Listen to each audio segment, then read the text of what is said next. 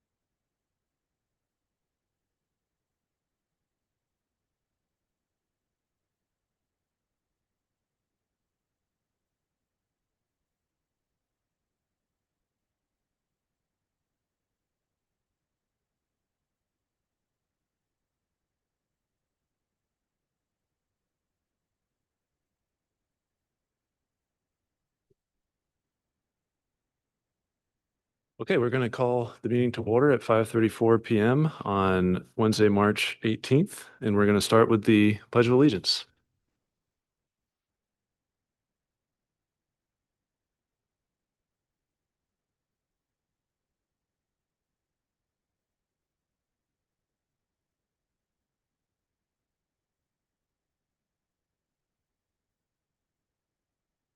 Start introductions with Counselor Harriman. Scott Harriman, City Council Representative to the School Committee. Donna Gallant, Ward 7. Linnea Hawkins, Ward 5. Julia Harper, Ward 4. Elizabeth Eames, Ward 3. Janet Bowden, Ward 2. Luke Jensen at large. Phoenix McLaughlin, Ward 1. Jake Langley, Superintendent. Okay, so tonight is another budget workshop, and just a couple points before turning over to the superintendent. First of all, thank you to all the staff for being here and for your patience as we work through all this. We'll aim to wrap up around 8:30 p.m. tonight, but I think it seems like we should be able to get through all the presentations, and I would say that's the main goal for this evening. We're not going to use this workshop for public comment, but there'll be a chance to do so at our upcoming meeting, so next Monday and next Wednesday. And beyond. The only other thing I wanted to mention is that I think we'll get through all the presentations, and I know the superintendent will share information. One suggestion I had is that maybe we could wrap the meeting just with the committee members sharing if there's other information that we need for next week, as well as initial reactions, I think, to this proposed superintendent's budget, just so we can, we've of course done that here and there, but just if we can go around and just get some initial thoughts out there in terms of, any changes we might want to see, any things we're feeling at this point. And then next week we'll continue that conversation and hopefully we'll reach a vote relatively soon. So with that, I will turn it over to the superintendent. So good evening, everyone. We wanted to start with a bit of a recap, but I also want to say out loud that some of this recap I can move right along. If you need me to slow down, please let me know. But I was gathering a sense and talking with the team that when we came out and started talking about an overview, some cost drivers, and then some proposed reductions, it was a lot to take on. And I feel like that's been different this year. And I want to walk through how we got to today. Just a little bit of history, but again, I want to be mindful of time. So I do have slides to guide the conversation, but I do want to just start off with a recap, provide some additional information, and then jump back into Article 1, where schools can share additional detail. Many of the other articles move much more quickly because they're less comprehensive in nature. So I'll just jump in. So just a timeline and context, I put up to 8 budget workshops scheduled because we have several that are as needed or if needed. And we take the time to review the superintendent proposed budget by article, which we are in kind of the early stages of. And then, as you know, LPS administration will share their thoughts, building leaders, department and area leaders, and we'll provide as much information to you as we can. As Chair McLaughlin said, if you have questions or want more information, please be jotting those down to share so we can get information to you. Tonight is essentially workshop 3 because the joint meeting with the city, it's not really a lot of new information typically, mostly just that conversation and dialogue. And we are slated to still review articles, finished Article 1 tonight, but the Articles 3, 5, 7, 10, 11 in adult education. We're looking at Article 8 being later on because Alyssa is away tonight. We'll work through that. So just some context, again, just to reiterate, not just for all of you, but for anybody watching. When we worked through the budget with positions that we had and the relative costs and inflation factors that we've started talking about, we were $6.5 million on an increase to just local. And I really felt like that was not a reasonable ask. I didn't think that that would gain traction or support in our community. So I made some tough decisions. And we've talked about cost drivers, the salaries and wages changes, which I think are common year to year. Also our health insurance unknown, which we should know in the next couple of weeks. But there's some additional drivers for this year that are not typical. Special education costs, the way it's risen due to our commitment to grow in those programs to try to help deflect costs, again, is not inexpensive. And that's up in that 5 million range. It's a big number. Transportation up $2.5 million. Some of that again is contract. We'll talk more about that. Our electricity rate, which we've talked about. And I just want to clarify too, for those listening, they might have read an article in the paper. It felt to me, at least my perception of the read of the article, that there was a separation between the city and the school effort to get a good RFP with good purchasing power. And that's not accurate. The city has worked very closely with us. We have worked and collaborated together on that. And we've been able to secure a rate that is what it is given our buying power. But just want to clarify for anybody watching or listening that that was a collaborative effort with the city. There was no division of any kind there. In addition to that, workers' compensation, we are privately insured. And that pool that we work off of that has a big cost this year that often years doesn't have this big cost has been a collaborative effort. And we are together exploring other options. But I would say if not for the city's partnership in that, the number could have been much bigger than it is. Another, I think, big talking point is our reducing our reliance on the fund balance. This proposed budget has $3.5 million in it for use of fund balance to get things going. But not so many years ago, that number was pushing $4 and $5 million. We had to reduce that use because of the pending cliff, as I've mentioned.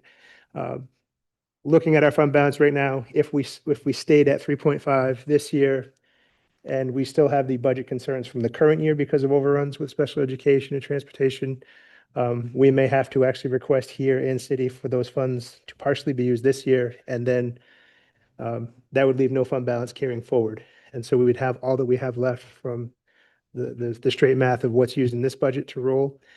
Any additional things we need to get out of there to stay in the black, and anything that could be used next year would all have to come out of that 7.1 million.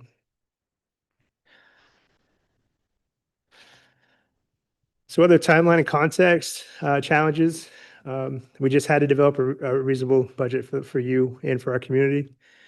And it does include staff reductions of filled positions, which for many years we've been mostly able to avoid or absorb. I think that's one thing I didn't mention in the past couple of meetings. We have been able to reduce by some filled positions in the past, but we've been able to absorb them in other roles. I do think that there will be, between vacancies and certifications, we will have the ability to absorb some roles, but it will also depend on what people choose to do. There are contract protections for reduction in force, and those things will be in play. So it's a lot. It's heavy on people's minds, as I know and you all know from the emails we're getting that are supporting each other and their colleagues, which I think is a strength in one way, but very real in all ways.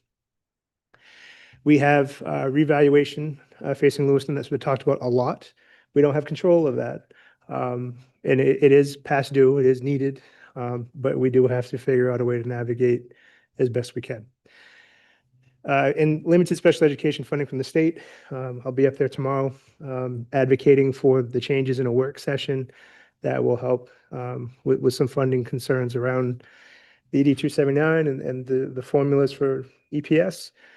And we'll just see where that goes, but that will not very unlikely impact FY27 in any way. But we still maintain that effort year after year. But I also think with challenging situations, I'm a bit of a silver lining guy, that there's opportunities here. And when we continue our special education work, how do we continue to reorganize? What kids can we move on what buses to save on transportation? What vans can we consolidate to do 2 runs to a school in that first run instead of maybe 3 or 2 different vans? And just looking for ways from a reorganization perspective to be more efficient and cost effective. We've also looked at ways to reorganize our school and district staff to better meet the needs of our students and community. And I'm cautious with that bullet because any loss in staffing is a loss in capacity. But we did work with our administrative team to talk about how we might be able to do this work and be as efficient as we can be. One of the questions that came, I think it came from Member Harper, was, can I get a visual of what schools are going to face what impacts as it relates to the things you're mentioning, Jake, that are reductions and then these potential adds as we work to try to shift the blocks around. It does shift responsibilities. It does reduce capacity to an extent. But this is work we did with our administrative team to try to find those potential efficiencies and identify ways to reduce the amount of funding requested while doing our best to maintain the support. While also, and when I go through these next slides, I really want to emphasize, this is not an encompassing set of slides that shows everything the school has and everything the school doesn't have. This is an attempt to show you ways that we're trying to toggle or reconfigure money-based resources to provide the supports that we're trying to provide kids while knowing we have limited resources. So I'm going to talk a lot with my hands when I go through these next set of slides, but I want you to think about locations. So a school, Dingley, the high school, middle school, those kinds of things. I also put in some departments that it made sense to separate them because of the way they function, but I'll walk through those slides one at a time. And these moves are net position reductions of $1.8 million. And I say that because in the past presentation, and I'm owning, I feel like it could have been shared a little more clearly, we talked about these reductions, but then we're going to do this. And it just felt like, is this a wash? How many positions are we talking about? It really felt appropriate to try to clarify that. I did share with you a document that Adam and Bill helped me build that shows reductions, additions, costs, location, everything. That kind of pairs with these slides and the information I was able to get to you in email. So as we look at this, I struggled to use the word highlights, but I didn't know what else to call this because this isn't what every school has and every school doesn't, but it's connected specifically to adjustments that we looked at. So on the left side, I want you to think of, again, here go my hands. That's currently, these things exist there. They're not the only things that exist there, but those are the things impacted in this conversation. In the 26, 27 side, those are the adjustment kind of results. But they're not necessarily one for one, but pretty close. So I tried to do this in line. So the social emotional learning coach, which is grant funded, that currently exists at Montello, would be part of that transition to the student support specialist that we've talked about. Also, there's. Sorry, is there a clarifying question, Member Glenn? Could you use your mic? Yeah, thank you. Positions that are filled with grants. Is there a way to find out when these grants sunset? There is, and I have a document I can pull up after this if you'd like, that we shared in email, but it was just yesterday, that shows grant-specific positions And well, the ones that are in ease and our what's it, striving minds. What's that? Stronger connections. I said striving minds. It's the wrong organization. So I can show you that Yeah. visually. I don't know which counselor brought it up on Monday, but someone stated that if we have a position or positions that are funded by grants, and when those grants go away, the position should go away in a way so that we're not absorbing.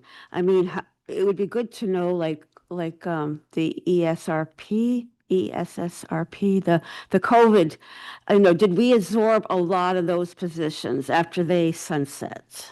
I think that was 2 or 3 years ago that when that sunsetted, I think there was something like 14 positions that were reduced specifically because they could not be retained. Some of them were actually retained with the EASE grant. It was able to take on those 4 clinical positions. So I'd have to fact check those numbers, but as I recollect, it was around that. So we don't just forcibly retain positions that are in grants. And we do communicate with folks that you're being hired, it's in this grant, it's a 2-year window. If we can find a way to sustain it, we will. But there's definitely no promises. Does that answer your question? So just going down this left side. So, and again, I'm not trying to be insensitive because these are people's professions and careers. So you have the social emotional learning coach, which is in a grant that is going away. 2 general ed social workers, a dean of students, a family engagement coordinator, and a resource room teacher that are vacant. Those are all identified as reductions. So at Montello specifically, what we've proposed is student support specialist, which will help encompass some of these roles. And they would still retain, not new, retain 1 general education social worker. When we look at the kind of the body of supports that exist, we start to look at kind of the leadership team's thinking on, we have some discrepancies. And the budget process is about numbers and articles in schools, but it's also about, do we have an opportunity here to harness whatever we can? How do we get better? And so you can't just get better by spending. You have to look at realignment of things. And that's part of this effort. So when you see the items here, and then you look at Geiger, you see less positions on this left side, which means they are currently functioning with less positions. And these are positions that are sunsetting or subject to change because of reductions. But there you have the social emotional learning coach that's vacant. They weren't able to fill that this year, so they function without it. The general education social worker, which is based on a grant that is sunsetting, and the resource room teacher that is vacant. So those 3 positions, when we look at what we're pitching for 26, 27, would be having that student support specialist and then adding a counselor or a counselor-like role. I didn't want to commit to a specific role because I'm still in conversation with Principal Gish about what will that look like if we're able to acquire a resource for your building, because right now they don't have the resources that other schools have. And I'm just being honest about it. I think many years ago, people would think quickly, well, Geiger has a different kind of brand of kids. And Geiger's population has drastically changed over the last 10 years. And it's not as segmented as it once was demographically. Next up, we have McMahon. So they don't have as many supports as some other schools, but they have and actually the last several years, because of a declining population, have offered up many positions to consolidate classrooms and have equitable sizing and things like that. But they have the social emotional learning coach. Theirs is grant funded, and that's sunsetting. And again, we pitched that for every elementary school, that 1 student support specialist that would likely wear many hats if approved. At Connors, the social emotional learning coach, it's under a grant that is, again, sunsetting. You have the SEL integrationist, which is more of their family engagement person. There are currently 2 special education administrators And I made a note in here because when I get to the slide about Dingley, often people compare administration to the central office. I just wanted to be upfront that I put it in both places, not to double count, but so that people can see administrative reductions as well. A duty aide, which is vacant, and also a self-contained teacher, which is vacant. Yeah, go ahead. Question about the two special education administrators. Are those people that work directly with children, with the kids? Yeah, so many of our schools have one special education administrator, which is a shift we made years ago, as an effort to grow programs because Connors has more spaces for specialized use from when it was built. We thought it best to have two here. Some of that has played out, some of that has been more of a challenge, and so we're kind of recalibrating that, and we think we can operate without one of those positions. But yes, they do both work Right. here in this building. Another, maybe not so much a question, but a comment. One of my constituents emailed me about the concern about the goings of the special ed people at Connors. I think he mentioned since 2019, there have been 5 that have left. So there's a very high turnover of those people in that school. And he wanted me to note that, and so I am. And he would like to know why. So I can't give him an answer. I'm familiar with that person, I believe, and I have replied to them. But I will say too that those are very much personal matters that I can't dive into, especially in public session. But I do think that Connors as a whole has consistently gotten better year after year in the last few years. So going back, I think I paused on the left, the self-contained teacher, which is vacant. And then looking at, again, trying to have the supports next year of that student support specialist. One special education administrator, not a new, but reducing to one. I just want to make sure people knew that there would still be someone around. And also looking at adding a counselor-like role here because of some shortages they have if we pull away all these other resources. And I put counselor, but again, I would want to talk to Principal Rodriguez about what does that look like while we're considering some semblance of balance across the whole district. At Farwell, we have the SEL coach there again. We have a duty aide position, and those two in this proposal would be reduced. And then again, the proposed one at every elementary school, that student support person.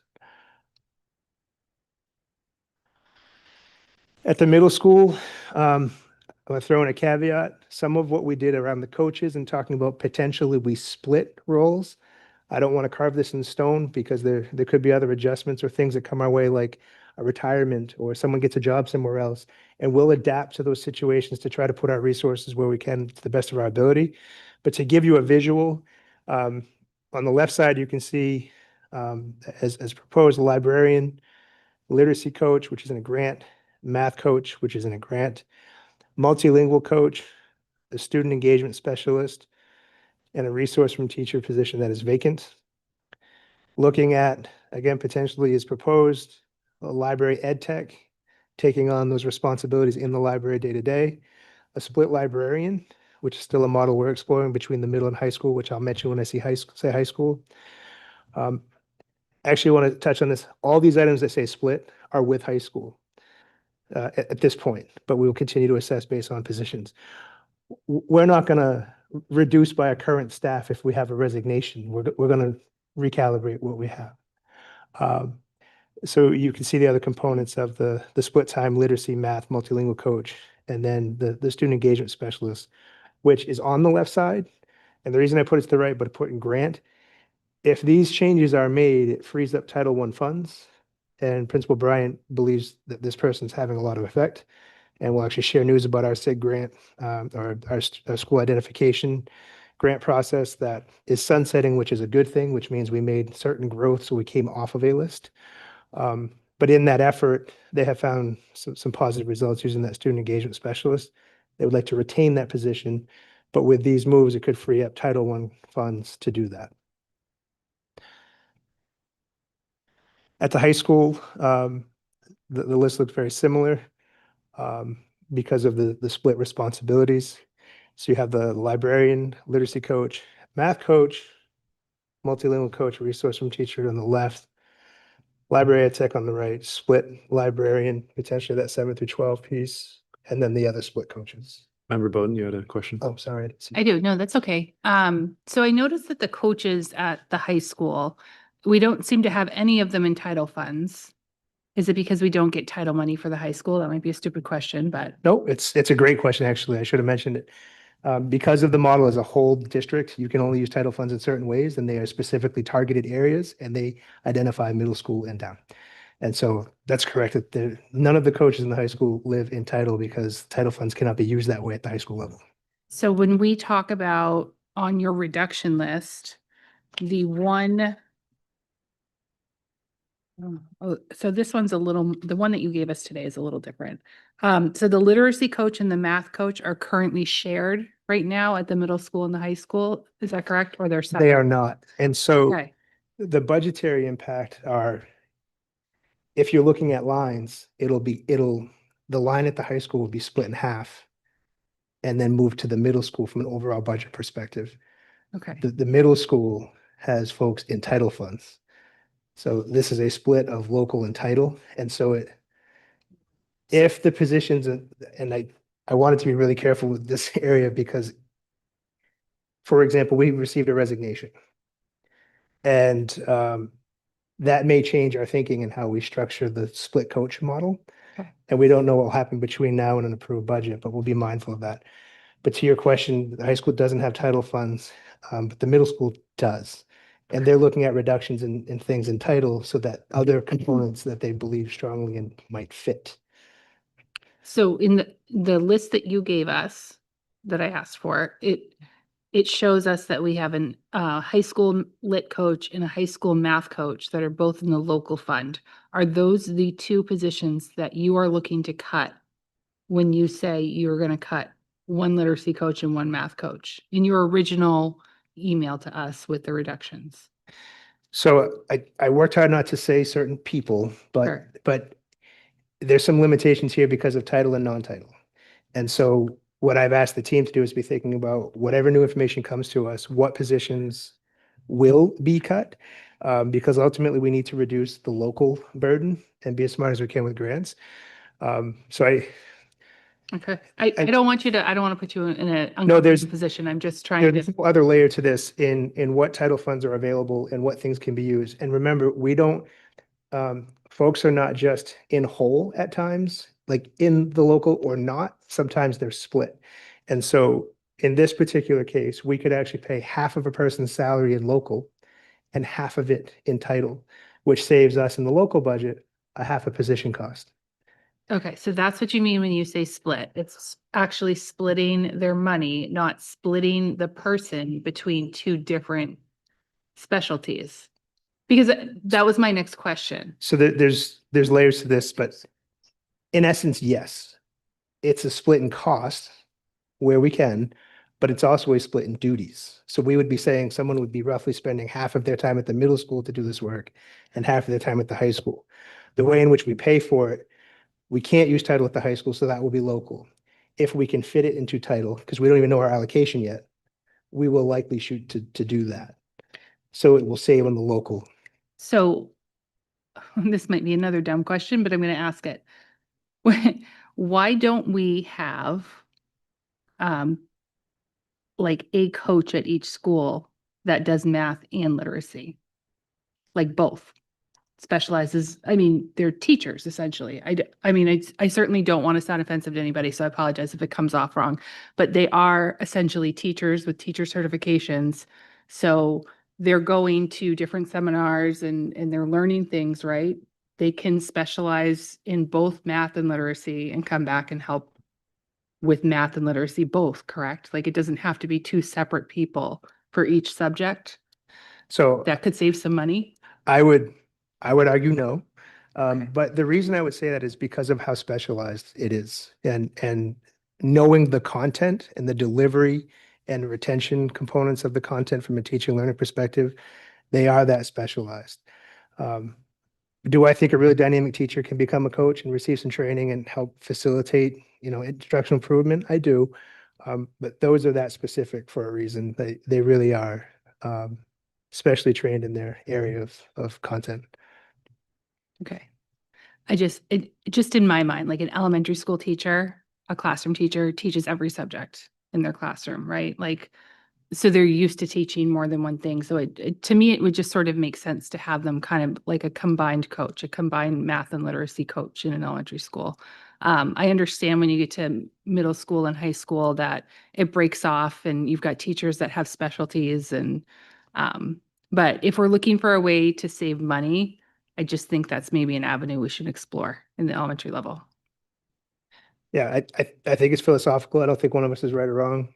I do think that, especially when we get into a specific curriculum route use, that one of the things we've heard from teachers over the year is they want to be professional and do the very best they can with the curriculum that's moving forward, but they need supports to learn it, implement it, practice it, and get really good at their craft.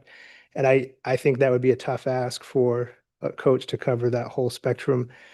I also think there's a volume issue. I don't think we have enough coaches. I know that that may not be a popular answer, but there's a volume concern. So if a teacher wants to have access to a coach, especially at the elementary level, they're on a wait list almost sometimes for a cycle because there's one coach and there's all of those elementary teachers in the building covering 7 grade spans at times.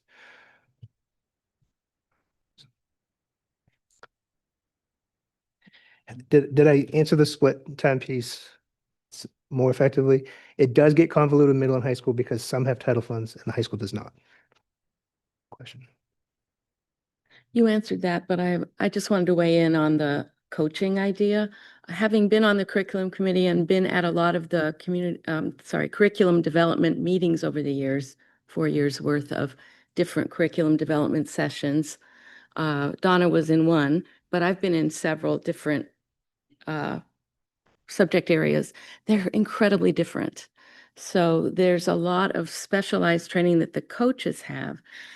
I agree that elementary teachers teach across the curriculum, but the help they need in one area might be very different than the help they need in another area. So I just think it makes sense. I mean, it makes sense to have people who are experts in a subset of the curriculum who can help them master it.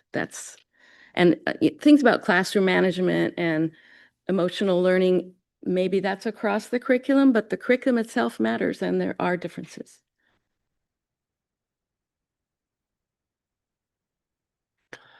So I included the next step next. There was a ed tech, and we have a special education administrator, again, which we threw in the Dingley slide, but that administrator didn't just work at Next Step. I want to be clear that there was some overlap with high school at times. There was overlap at middle school at times. Some of that like covering medical absences and things like that. And also the root ed program and our OWL effort with our middle school kids. So not just at that one location, that person wore many hats, but we do think we can absorb it. LRTC, we've identified an ed tech and that math tech contract. That was that $20,000 agreement with Adult Ed. Again, we hope to try to do it different. And this is the one slide I struggled with because there's a landscaping program that's coming online, which Rob will talk more about when he presents in Article 3. But that is a state subsidized program. And so there's a per class, per program level of subsidy support in Article 3 for that. But I did want to mention it because I didn't want to say nothing new because that is new. That's been 3 or so years in the making with the state and subsidy, but it is supported by way of subsidy directly. So it's new and been coming for a long time. But I didn't feel comfortable putting nothing new there because it's not factual. But it has nothing to do with the reductions really, but it's, technology integration. I put this as a separate group because some work in multiple schools and their range of tasks is pretty big, from how do I connect to my projector to how do I implement this new STEM curriculum and 3D printers and cutting machines and things like that. So they work wide, obviously amongst the whole district. Some were housed in specific schools and some were split. And then as an adjustment to leave those 4 and a specialist with really 5 to have one person, if approved, to work on innovation technology for teaching and learning. Member Bowden? So I believe I said this last year, but I feel like it's worth saying again. In my personal opinion, I think the tech coaches are like at the top of the list for importance as far as like the way that our world is changing and how quickly technology changes and what we need to keep up with and what our teachers need to keep up with because our kids like are racing ahead of us with technology. And so this actually gave me pause when I saw all 4 of them being reduced because if we're talking about someone that, you know, a coach that actually needs to come in and like really give a teacher a lesson on like, hey, this is what's coming and this is what's happening now and this is what's in the pipeline. Like, I just feel like a technology coach is actually super important. Not that the other coaches aren't. We know how fast technology changes and I can't keep up. I feel like a dinosaur now compared to my kids with the stuff that they understand how to do. And so you're saying you want to add an innovation and technology specialist, just one to the whole district? So this was, again, an effort to find reductions that people felt like are going to hurt, but we could try to figure it out. And but to still have a someone that is chasing the next cutting edge thing and bringing it back to the district for those who are wishing to try those kinds of things in their classrooms or specialized grants and pathways that might exist out there. And the grant seeking is a big part of this. There's oftentimes equipment and curriculum and things like that, but if we have no one to seek it, understand it, and then bring it to the classroom, we risk it only happening if a teacher takes that step on their own.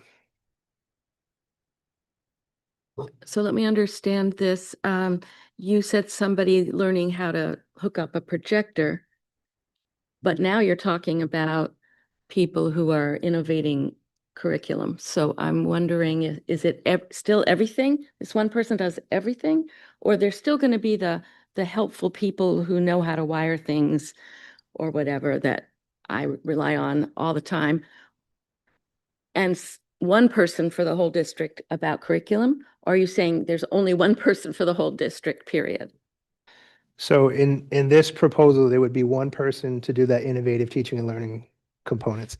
But understand that these folks do help people with everyday things because they're in the schools. And so if someone says, oh, hey, Elizabeth, can you help me with this? I've been trying to do this for a couple of days and I'm struggling with it. They might pop in and help them fix that if they're available. We also have at information technology IT team that is separate from this particular group. They fix more. Ooh, I'm gonna say this wrong. I got 3 of the best over here. They're gonna chew me up after this.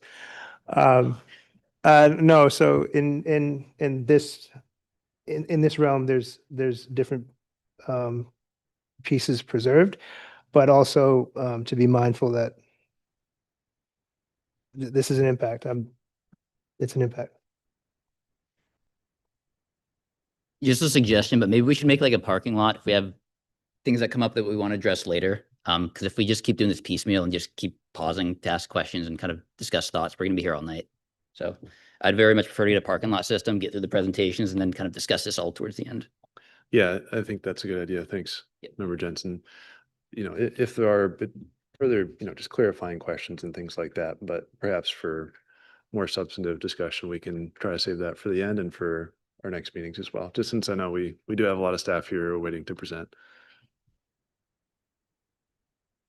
So the next slide I have is Dingley adjustments. There's a 712 literacy specialist that would be reduced.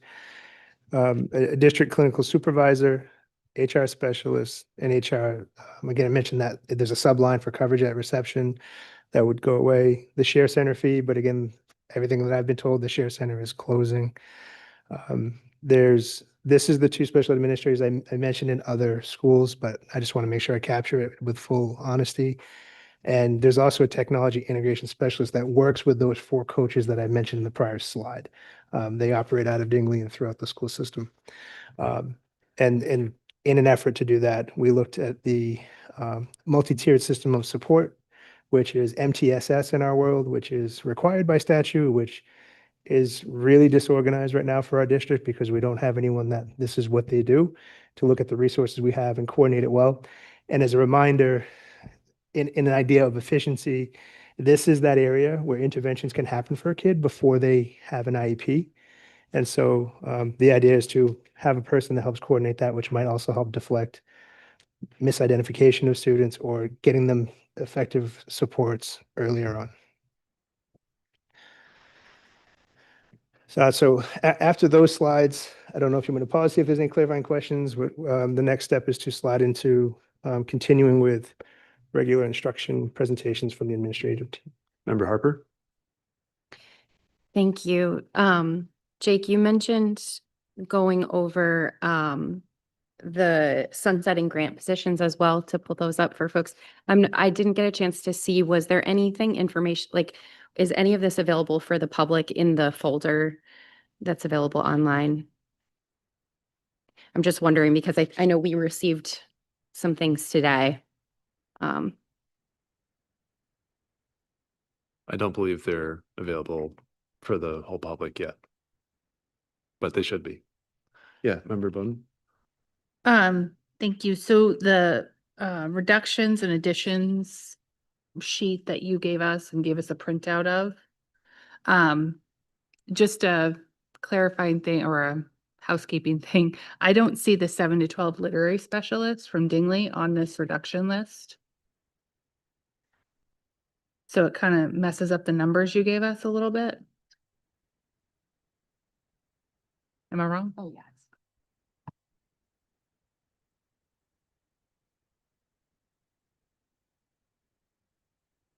I think we're looking to some of the other staff here. I'll check on that.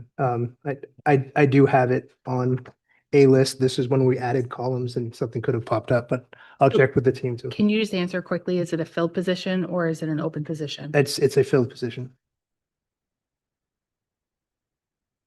Just on a similar note, I didn't notice under the additions, under that sheet, the MTSS position at Dingley. I'm not seeing that on here either. So those two were paired together. So I wonder Oh, if that's okay. what happened. That could be it. Because it was the transition of the specialist to the MTSS. Okay. So we'll get that updated for you. Do you want to pull up that grant piece now and we can address that?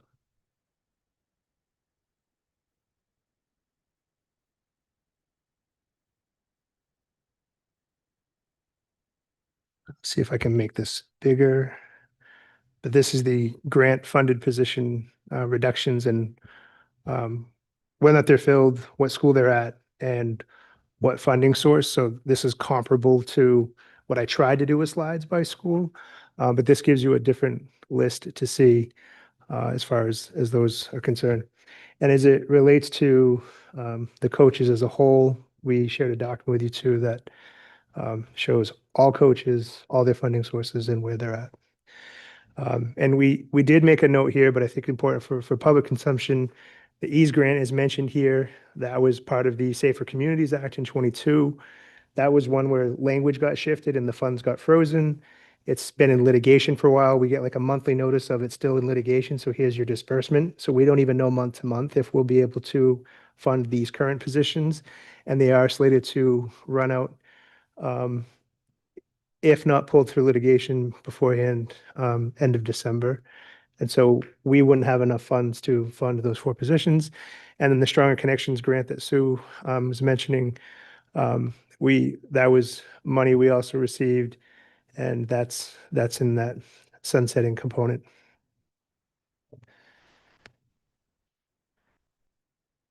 Any other yes, Member Harper. Sorry, thank you. So those positions, just to clarify, were not listed in the, I mean, they're clearly not, since they're grant funded, they're not part of the local share. They're not included in the superintendent version of the budget cuts. And they, I didn't follow super closely if they were included in the presentation that you just gave. Were each of those in there? Okay. Just to have an idea of what the full impact is in like what the schools will look like in 2027 if this all happens. So my intent was that these are in these slides and these reductions. Where it gets complicated is they're not reductions to the local budget. So these are the ones that I talk about those caveats with. They're reductions, they're impactful, but they don't save at the local taxpayer level.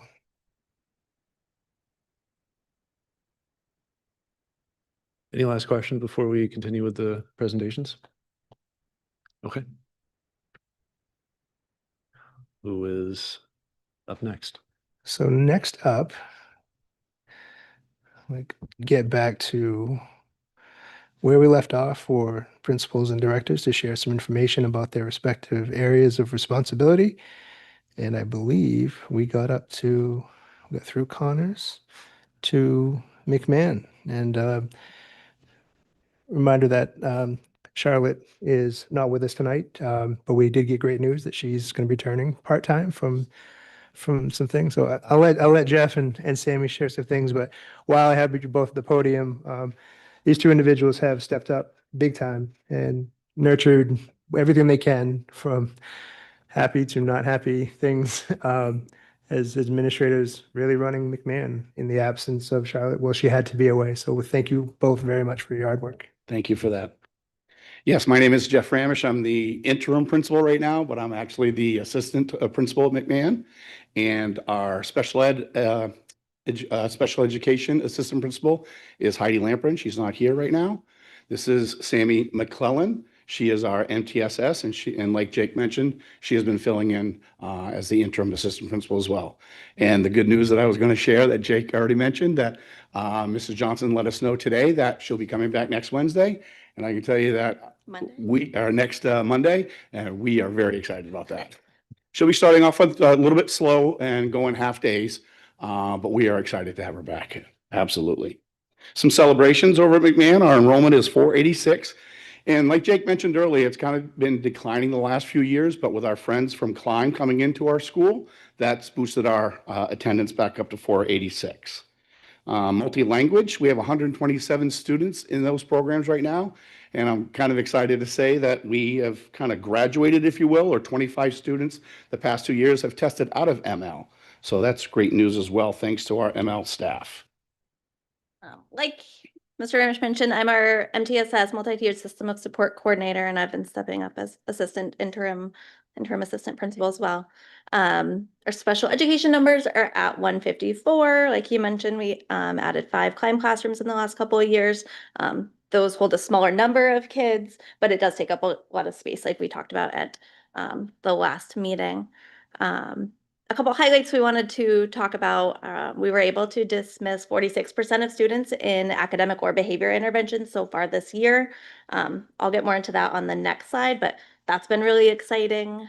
We've been able to mainstream or provide more opportunities to mainstream some of our day treatment, rise, and climb students. So they're attending lunch, they're attending recess, UA, some are going to morning meetings in classrooms, and some are pretty close to being fully mainstreamed.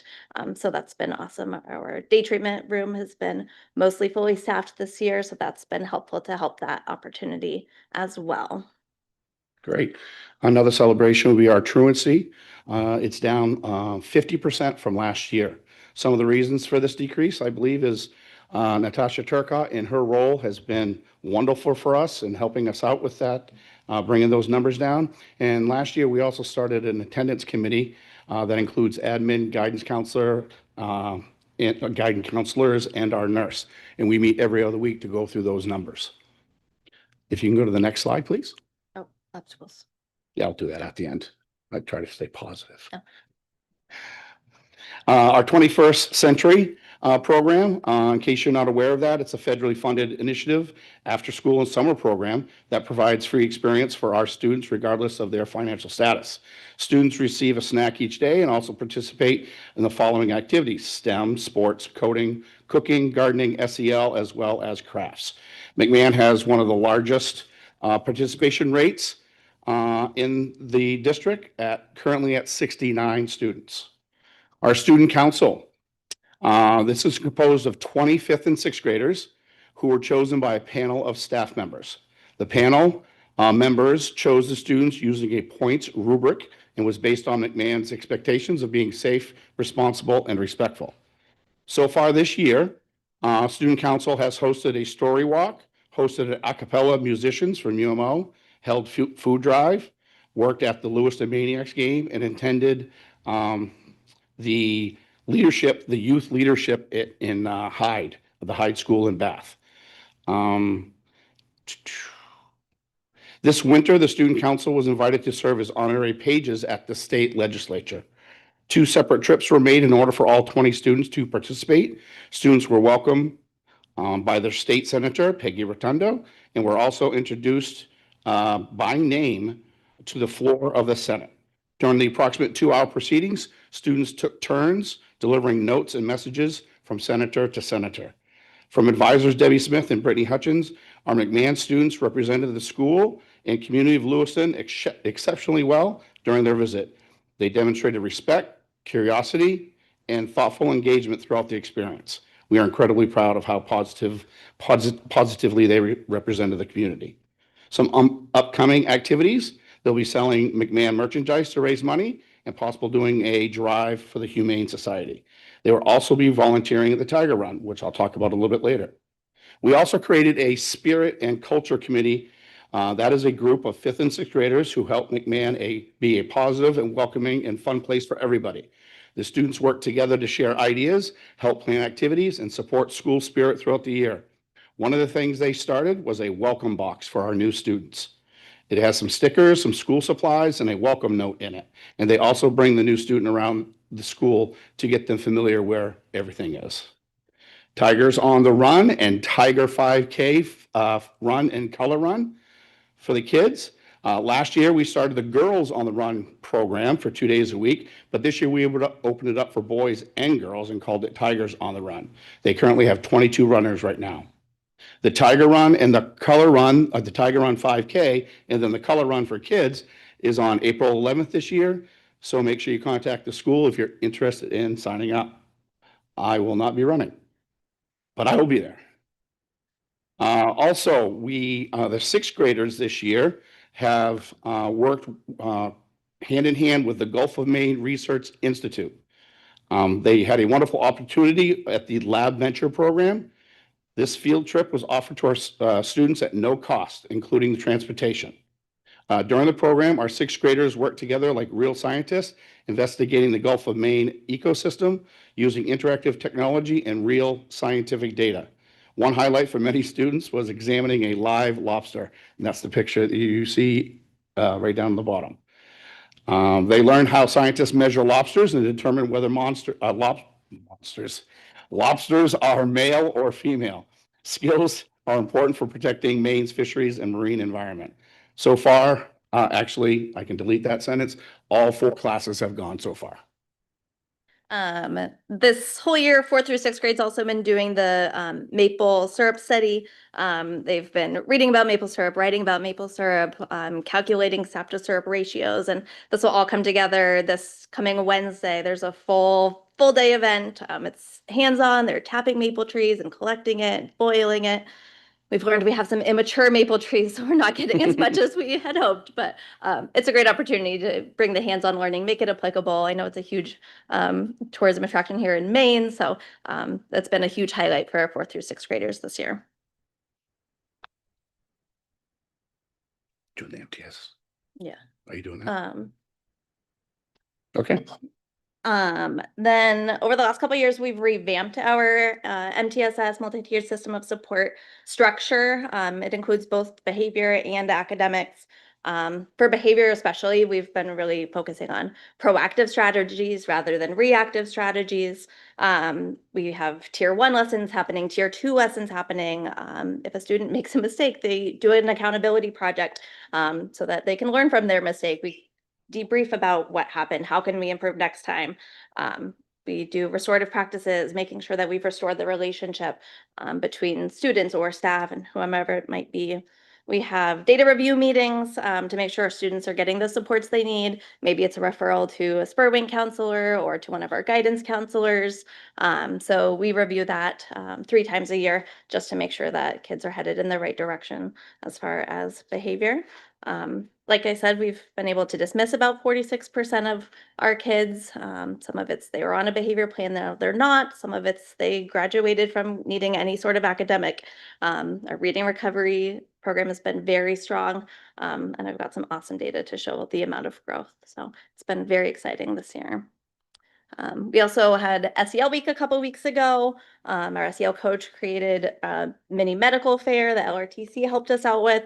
And then she also hosted a career fair where over 30 businesses from our community came. They had hands-on activities for the kids. They learned about the skills they need for certain jobs, the education level they need, and then what our community members love about their jobs. So it was a great It's event. really exciting. And lastly, for celebrations, I mean, there's 1,000 obviously, but the last one we'll talk about tonight is something I'm kind of proud of is the Morning Roar. Morning Roar is the McMahon morning news show that we do on Friday mornings. We started with 9 broadcasters and currently have 7. What we wanted them to do was I wanted them to do a well thought out essay and bring it to me about why they wanted to do this. And of course I was going to choose all of them, right? But we had 9 people that wanted to do that. And they were spectacular. So what we do is we have a kind of a rotating system. So on Thursday afternoons, we kind of do the recording. And then on Friday mornings, I send out the link to the staff and then they watch it on the TVs. This gives them a great opportunity for public speaking, which is very difficult, by the way. And while they're reading the morning announcements, and like I mentioned, we record it and edit it on Thursday. A huge thanks goes to Mr. Heidkamp, who helps us with the editing and developing everything. Some of the challenges we've talked about, a lot of them already from other administrators, and I'm sure other administrators will say the same that come after us. But it's behaviors, right? But it's really kind of unique. My first 3 years here, this is my 4th, my first 3 years here, the challenges were the 4th, 5th, and 6th graders. This year, like we mentioned earlier, it's pre-K, K, first graders. Some numbers just to give you some ideas. During my first 3 years, our office discipline referrals, or ODRs, were higher in the higher grade levels, but this year over 65% of our ODRs are in the lower grades, pre-K to 2. Overall, because of our hard work with interventions, as Sammy mentioned, and SEL and ruler work, along with restorative practices, our ODRs have gone from 901 in the year 22-23 to 711 in 23-24 to 643 last year. So last year, at this point in the year, we had 423 ODRs, and this year we have 332. So we're doing some incredible work. And like I mentioned, even though the behavior is a challenge, especially the younger grade levels, we're doing great work. Another challenge would be the need for more physical space and our service providers and for our service providers and support staff, along with more physical space for storage. So thank you all for allowing us to kind of brag a little bit about McMahon Elementary School. Thank you. Thank you so much. Any questions for the assistant principals? Yes, Member Jensen. Not a question. I'll make it easy. McMahon, I had the privilege of working at McMahon last year and the year before. And I got to say that the community that exists at that school is incredible. It's wonderful. And 2 of the biggest reasons why that happens is because of the 2 people standing in front of us. So thank you all for what you do. You guys are incredible. You're wonderful to work with. The kids are very lucky to have you, and the district is. And if you could tell some of my former students that went up to Augusta that I'm very proud of them. Oh, certainly will. Thanks, Luke. Great. Anything else? Okay. Thank you very much. Thanks. Next up, we have the CLIMB program, which obviously lives at McMahon, but functions powerfully kind of in its own space. And so we have Director Crafts and April Karen, who helps facilitate all things CLIMB day to day. Hi there, I'm April Karen. I'm one of the directors of CLIMB.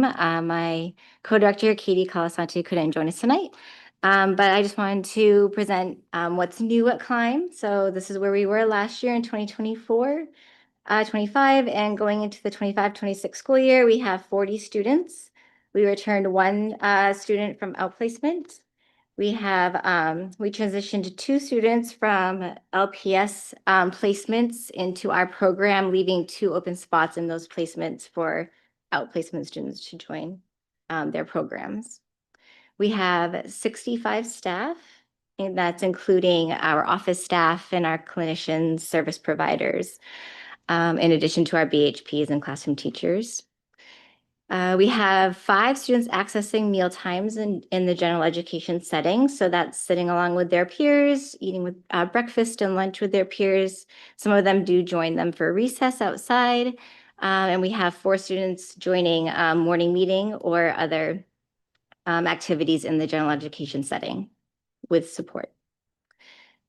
We started something new this year. It's still at the baby stages, but collaboration with LRTC. So our school clinician and Katie are currently training and collaborating with high school students. So that way our students can go visit the high school in their nursing program and their cosmetology program over at Edward Little, just to kind of have access to medical equipment that they might see or might be exposed to in their community, not necessarily getting their hair cut, but experiencing sitting in that seat and seeing what clippers might look like and things like that. So that's up and coming and super exciting. Our students did take part in the Young Athletes program last year for Special Olympics and the track and field events that are held at Edward Little. It's our intention to bring more students there this year. It was very successful and our students had a lot of fun and staff. Our summer family night last year was a great success. We had about half of our families attend. And it's our intention to have another one this summer. So some of the things that we offered that night was our related service providers, so like physical therapy, occupational therapy, speech and language.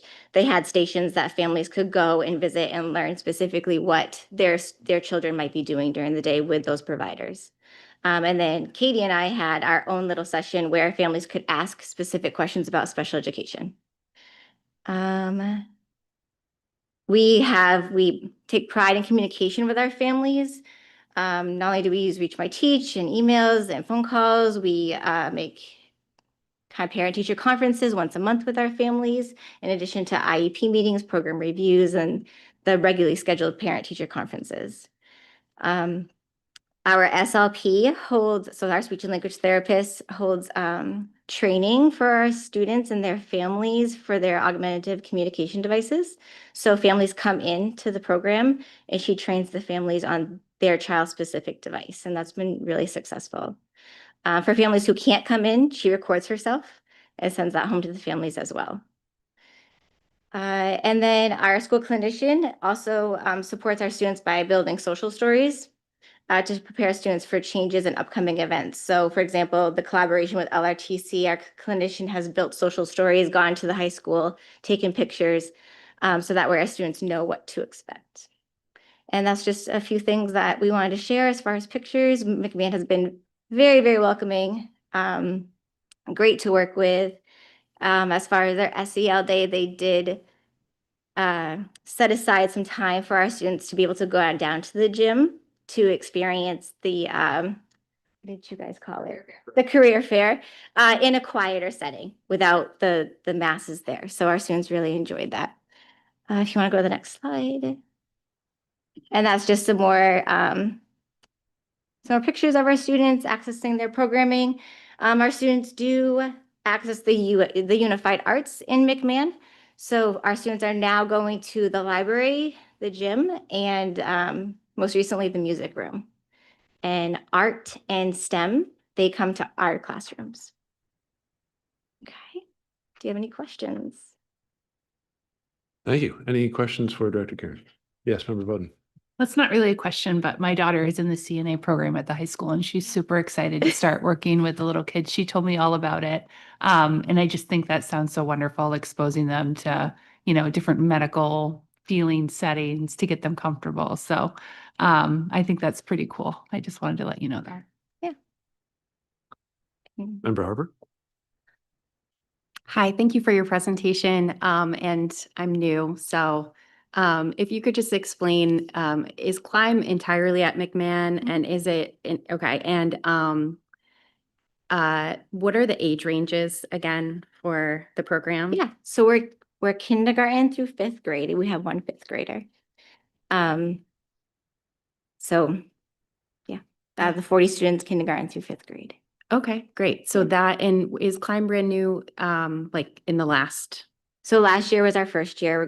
This is our second year. Okay. Yep. Great. And we're a year-long program. So we have a little bit of a break after the school year ends, and then we run a full 6-week summer program. Okay. Great. And sorry, maybe last Yeah. question.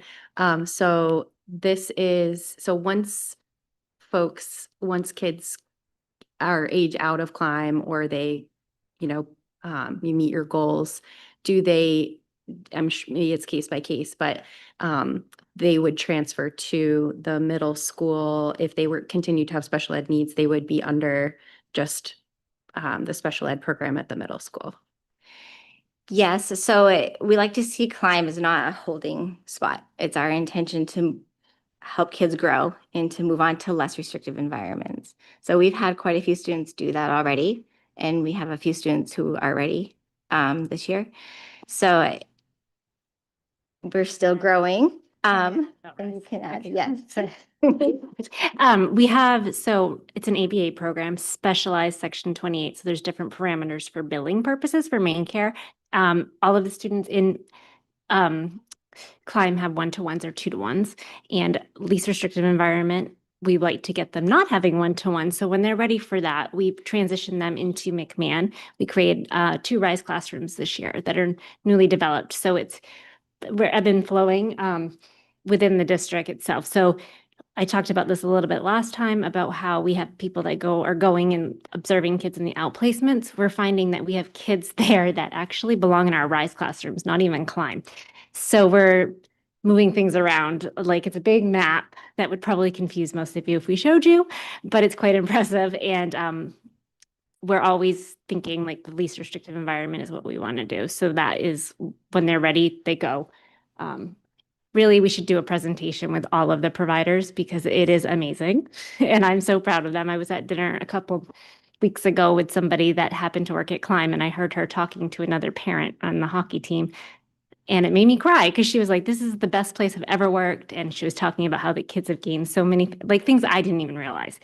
So I think that, I know it's not the right time right now because we have so much going on, but at some point we should have everybody here and talk about it because I think you would be totally impressed. So I'll just say that. April's done a great job. So hopefully that answers the question. Just to clarify, so if a student is not ready for a less restrictive environment and they reach the age of 6th or 7th grade, which program might they We have go at to? the middle school, we have RISE, FLS, and a day treatment that's currently at the middle school. So it's all on a case by case basis. And, if they were, I don't think they would be in Climb if they couldn't manage something like that. If they did need more, we would look at an outplacement, but we're trying to keep everybody home and training more with TCI and behavioral strategies here. So. Thank you. Any other questions? Yes, Member Harkins. I just have it's really just a comment. I'm very happy to see the collaboration with LRTC. I'm an adult. I hate new things. It's irritating. It's anxiety inducing. And I can imagine for some of these kids, that's multiplied. So just the opportunity to go and see what it would be like and help them get a little bit of an inkling before they're just dumped in a new environment. That's great. It's going to make things so much easier for certain parts of their lives. So I'm happy to see that collaboration. Okay, thank you all very much. Thank you. Next up, we have Montello. We have Principal Tiffany Sachs and Assistant Principal Deanna Earhart.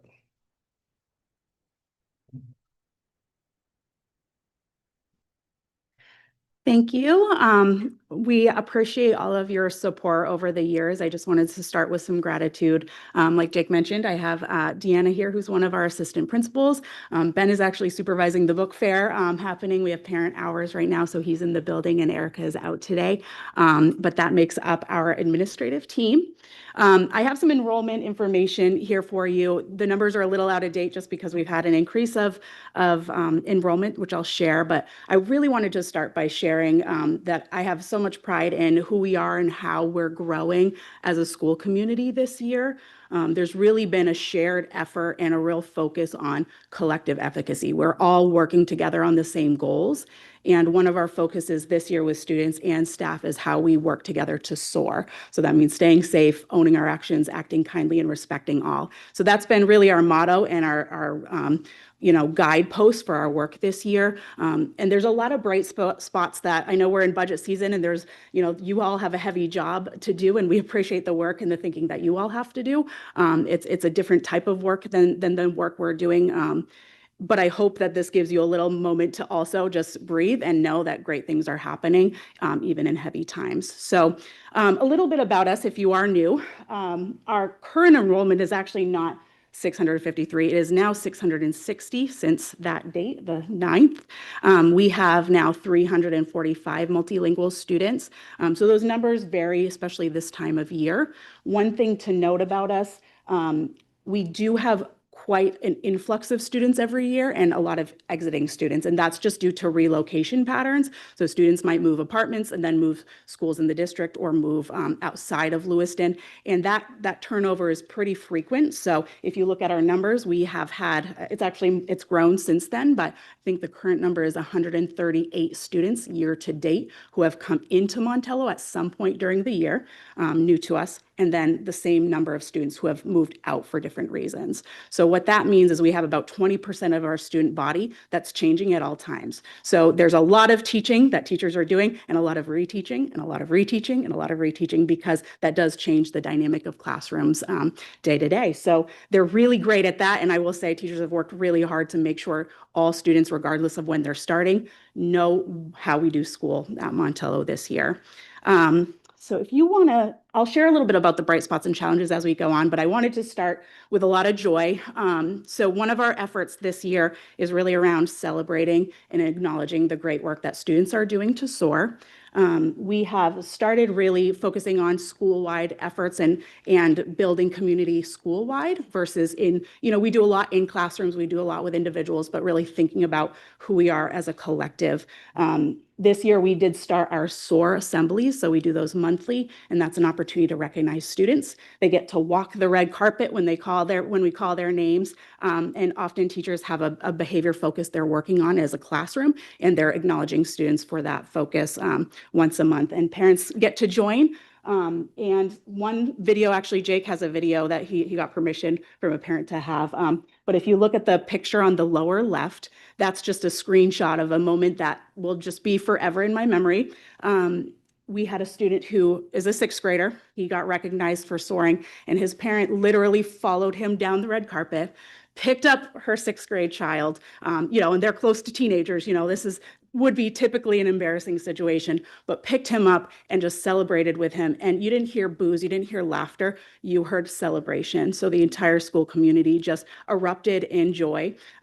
It makes me teary-eyed just thinking about it, gives me goosebumps to this day. And that's a video that just is so special because it just shows the power of collective joy, and when we're working together, what great things can happen. And for other kids to join with him in celebration instead of laughter, making fun of him for his mom picking him up in 6th grade was just a beautiful thing to experience. So that's really what we've been working on this year. You'll see some pictures. We had the Nordiques come in and do some work with us in one of our community building house meetings. They talked about teamwork, and then they practiced shooting some pucks with students, not the real ones, just little foam ones that are a little safer for school. I don't think a lot of the girls didn't want to wash their hands after they came. They're just like they're celebrities, those Nordiques. We also had some activities around, kids working together to build eagles' nests since we're the Eagles. So we've been trying to spend a couple times a month really focusing again on that community building piece. One thing to note with behavior, we've actually seen an impact. Staff are working incredibly hard to support students in the classroom, building calm spaces within the classrooms. And they're small spaces, but they're trying to really work on student regulation. And one of the outcomes of that is when I was looking at offense data, like so students who get office write-ups, our numbers for the students with offenses versus without, it's dropped significantly. So the number of students with offenses has almost dropped in half at this point. So from like 43%, I think last year, to 25%. So that's a pretty significant impact. And that's really just the work that teachers and staff are doing to support the needs of our students, and really are tireless in trying to get kids to have the skills that they need to be their best selves. And I think that's really effective. We've seen that on a lot of levels where kids are really showing up and working hard to be their best. If you go to the next slide, we have some other moments of joy here. Some examples of some of the focuses we've had, again, where we've really focused on how movement is important for learning. That really helps us grow our brains. We've had Daniel Tiger visit, and we had some SEL activities available for teachers there. On the top right, we have an after-school program that's a soccer leadership program, and the students are practicing some mindful behaviors. That was day 2, by the way. They're all laying down and just taking a moment to calm themselves, center themselves before they play, and they were all just doing an excellent job with that. One of the great successes this year, one of the great highlights is actually, I was here a few weeks ago highlighting Kathy McNamara, who's our school counselor of the year, and representing Lewiston so well. So we got to recognize her in Augusta, and that was definitely a highlight as well. Something to note here, we're really making gains in a lot of different places. When we look at data, we're making some achievement gains, we're making some math gains in particular. Our attendance is improving. Our truancy rate went from the hundreds to down to 75 right now, which is still a significant amount, but we are tireless in working to support families, identify barriers, and really trying to put plans in place that are successful. So we're seeing really some success across the board, academically, behaviorally, with attendance. Our band and strings programs, our enrollment has doubled as a school. I think our chorus is now like 50-something students. We can barely fit them in the music room, to be honest with you. But this is all great stuff to celebrate. And regardless of what happens in any budget year, I think it's great to be able to share that with you all. So the challenges that come with that, actually, if we could go back to the first slide. The bright spots I put there were actually ones that staff shared. I asked in a survey recently for them to share out some bright spots, and figured, giving their voice to that would be important. Some exact words that some staff members used is that we have kinder students and staff this year. We're working hard to really build that self-regulation for students, and try to really work collectively on calm so that our brains are ready for learning. So staff have seen positive school culture and environment improvements this year, behavior and safety improvements. Facilities talked about that door project, and that was really significant just from a facilities perspective. Having a safe grounds for students was really invaluable work. People are working really hard together, supporting one another. Deanna really supports with her cookie game is on point, I will say. So we do a lot of things to just support each other as a staff, and that's really impactful. And then we're seeing students grow in a lot of different areas. So those were the bright spots staff highlighted. Our challenges, they were actually similar last year. I didn't change much, but we're gaining momentum. We're building on what we have and growing. That's exciting things.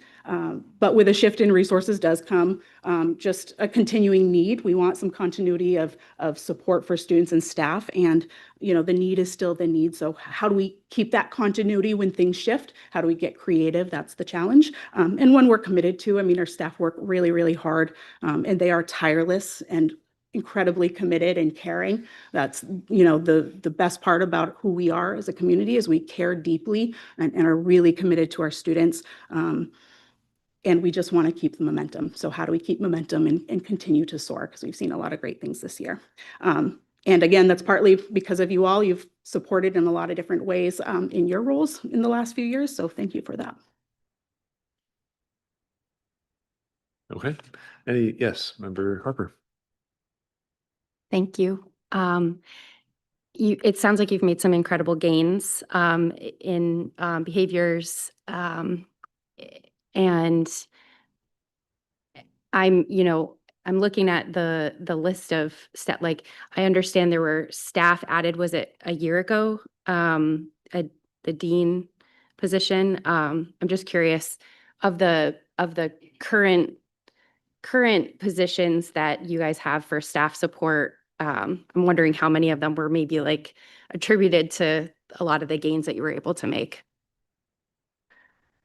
I wouldn't want to speak to one in particular, and they are, connected to personnel, so I'd want to be cautious about that. But I will say each of the pieces, the dean was added in January, I believe, last year. And that really allowed for us to stop working as reactively and start building some proactive supports for students. Our student engagement specialist who works with families and works in attendance has a role to play in some of those gains. Our SEL team, our counselors, clinicians, they have a role to play in some of the supports they're doing. And then our classroom teachers really work incredibly hard to create those classroom spaces. And they work with a lot of different types of coaches. And I will say we are one of those schools that has a wait list for different types of coaching. Staff are really eager to get the support they need in those spaces. So it really is a collective effort, and each person has played a role. And we always think about how we can do that better, and we recognize there's budget constraints too, and that's just a challenge we face. But the need is the need. So how do we meet that with the resources we have is really just the ongoing challenge. But I will say every single person who works in our building does, it's a long day. They're not, sitting in spaces. They're really actively trying to make an impact in their ladle of influence. Other questions for Principal Sachs? Okay. One thing you mentioned early on that I'm thinking about if this is a question for you or maybe a topic to come back to outside of budget season, but just you mentioned the student turnover and having to teach and then reteach and then reteach. I understand, there's not much we can do about that if students are coming from outside the city, but to the extent that some of that is moving from within the district, I guess this would be the question for you, and you can take it or defer if you want, but does some of that reteaching have to happen even if they're moving elementary school to elementary school? Like, are the curriculums not lining up in terms of the timeline over the course of the school year? Yeah, I think I can answer that in part. I think, we do have a curriculum and guidance. It's less about the curricular pieces, and I think more about how a community shifts when you have kids coming in and out. And so, if you talk to any classroom teacher, if you have a classroom of 20 and you have one person move out and one person move in, that still changes more of a community dynamic, and you have to really we all have common rules and expectations and curriculum, but what that looks like and how that's lived and breathed in a new context is really what we have to teach, what those procedures are for using the bathroom, how you're navigating the building, how we interact with each other, what to do if you're overwhelmed and stressed. Some of those pieces are really where a lot of teachers are spending time and energy, and then building that community so it feels safe and welcoming for new students coming in and out. I'll just add too real quickly that students who have to transition sometimes multiple times in 1 year, there's a correlation between how big of a challenge and how disruptive it is to their life and what they might present. We do have an effort to try to keep kids in their school if we can figure out transportation, if the parents even want that. So there's a lot of components here. But this level of movement is probably higher in our district than other schools, but it exists for all of our schools. Thank you. Yes, Member Grant. Thank you. Not specifically Montello, but throughout the on Monday and as today, we're hearing a lot about behaviors and things like that. Do we have any information about like where kids are in their reading levels, where they are in their math levels? I don't see presentations on those specific things. It's mostly about behaviors and SEL and things like that. I'm just curious where we are with our, reading levels and our math levels. And that's not specific to McMahon. It's the whole district. We have that on, we track that for kids. So that's an area that we do have data on if folks want to see more data on that. And for Think- Montello specifically, we have looked at that data and some of the gains I mentioned on here. We are seeing from fall to fall, specifically math proficiency has been an area that has been really hard to make gains. That has been our challenge area for years. And I really do attribute this to some of the work that's happening on the curriculum side of things and the incredible support our math coach gives to this work. She's very knowledgeable about the content. And when you have to know content for all subjects, K through 6, that's a lot you have to know. And as somebody who's not a math whiz, I would say I have more of a literacy bent.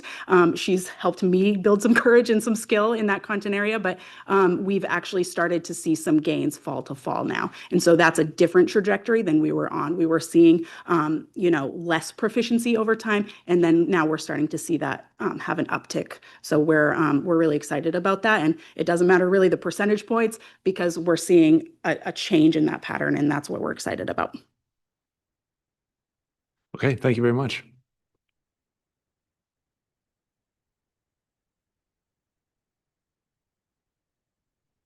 Next up, we have Principal Brian to talk about Lewiston Middle School.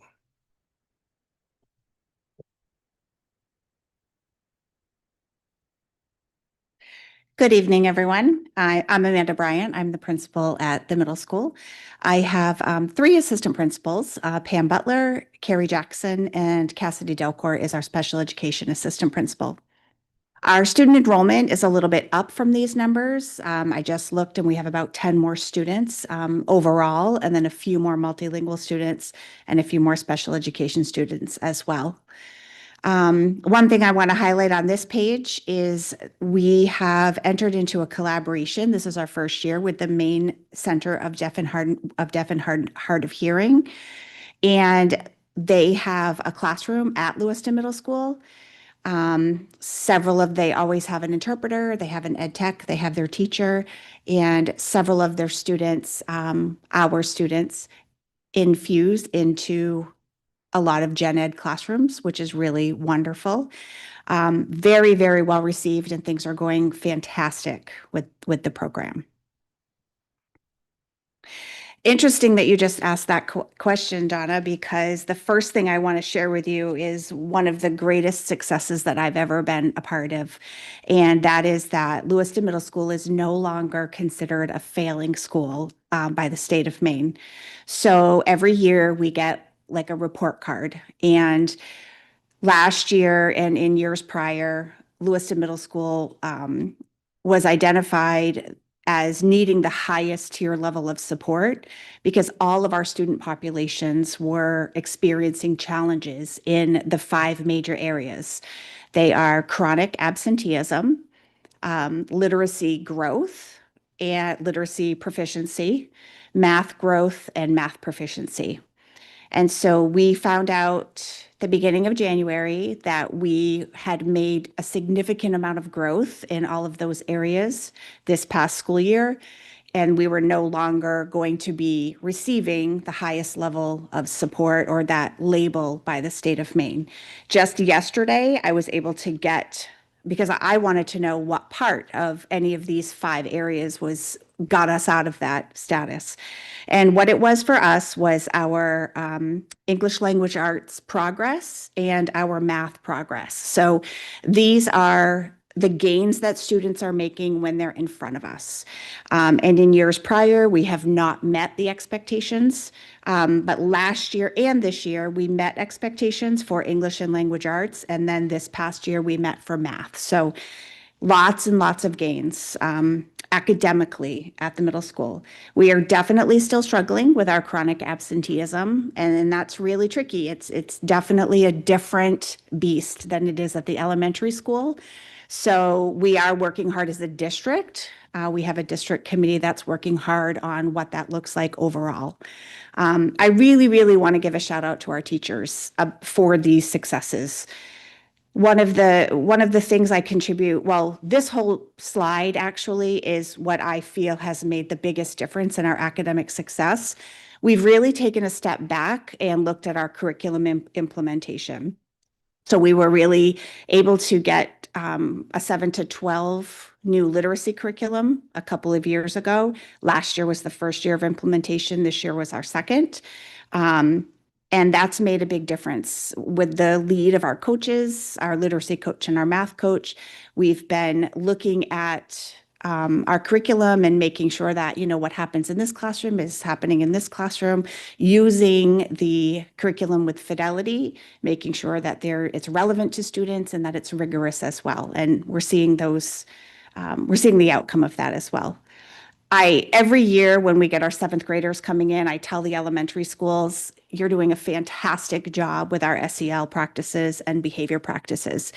Our middle school kids are not perfect, but they're definitely coming to us with more skills and more ability to really talk about how they're feeling and ability to work through a lot of their problems. We are seeing much less big behaviors than we have in years past. Now we're seeing some of the typical adolescent, you know, developmentally appropriate behaviors that we're helping students navigate as they continue to grow and learn. I'm not sure if all of you know, but all of our teams loop. So when our students come into 7th grade, they go on one of the teams, and then they stay on that team for 2 years. This really gives teachers and students an opportunity to build good relationships, get to know each other well. And we find that it saves a lot of time at the beginning of the 8th grade year because you don't have to worry about those transitions. When I was a teacher, I taught at Montello, and I used to loop 1st and 2nd grade. And I remember that 2nd grade year as a teacher, you're starting out already with what you were doing. So that's what we're seeing as well. It's really phenomenal. We also have student support teams, and these student support teams work very closely together. It's sort of our informal MTSS, or the multi-tiered system of support system that we have. Each team is led by the assistant principal. It has the dean of students, a school counselor, and a clinician, and they work together in tandem very much like a puzzle. So when somebody asked the question a little bit ago about if you were to, you know, lose one of these pieces, or how have you attributed your success, to which piece would you attribute that to? And I really think it's the puzzle that we've put together and the puzzle that we've built that's really built that foundation to support all students. We also have at the middle school, we do white days and blue days. So our white days are the days that students all receive their general education, their core instruction, at their grade level instruction. And then we have blue days, and those are the days where students are able to get a little bit deeper into the level that they're at and what do they need to grow specifically. Because the general education, the grade level curriculum isn't always accessible for all students. And we know that we have some gaps to fill in for kids. And we also know that we need to push some kids so that they're achieving more. We have for years had a partnership with Bates College. This year, this semester, I say semester because Bates College has semesters, we have trimesters, but we've partnered with their math program. We've used our January math data to identify students who are just a little bit below average, and they're receiving tutoring from a Bates tutor, math student. We also have a partnership with Tree Street and Next Step. We work very closely with Philip and Julia on having some social emotional support for our students. I'm sure Philip will talk a little bit more about our Branches and Owls program, but they've really helped students just have a space where they can feel successful. We do a lot of restorative conversations. We really believe that that's the way to make things better. You know, if students make a mistake, if they have a mishap, we try to bring them back together at the end of it all, so that they can hear from the person that they've harmed, and work it out and figure out how to move forward positively. And we still work really hard with accountability projects. Students are doing a really great job with knowing who they've harmed by their actions, what the real life consequence to that action might be, and how they're going to turn that around. One of the biggest challenges that I want to let you know about is our physical building. I know this is like a really big pie in the sky dream, but we really do need a big, brand new 6 to 8 middle school. Just going to throw that out there. We were number 9 on the state list. So we made the top 10, which is great. But the state only funded 2 of the schools that were on that list. So that's very, very unfortunate.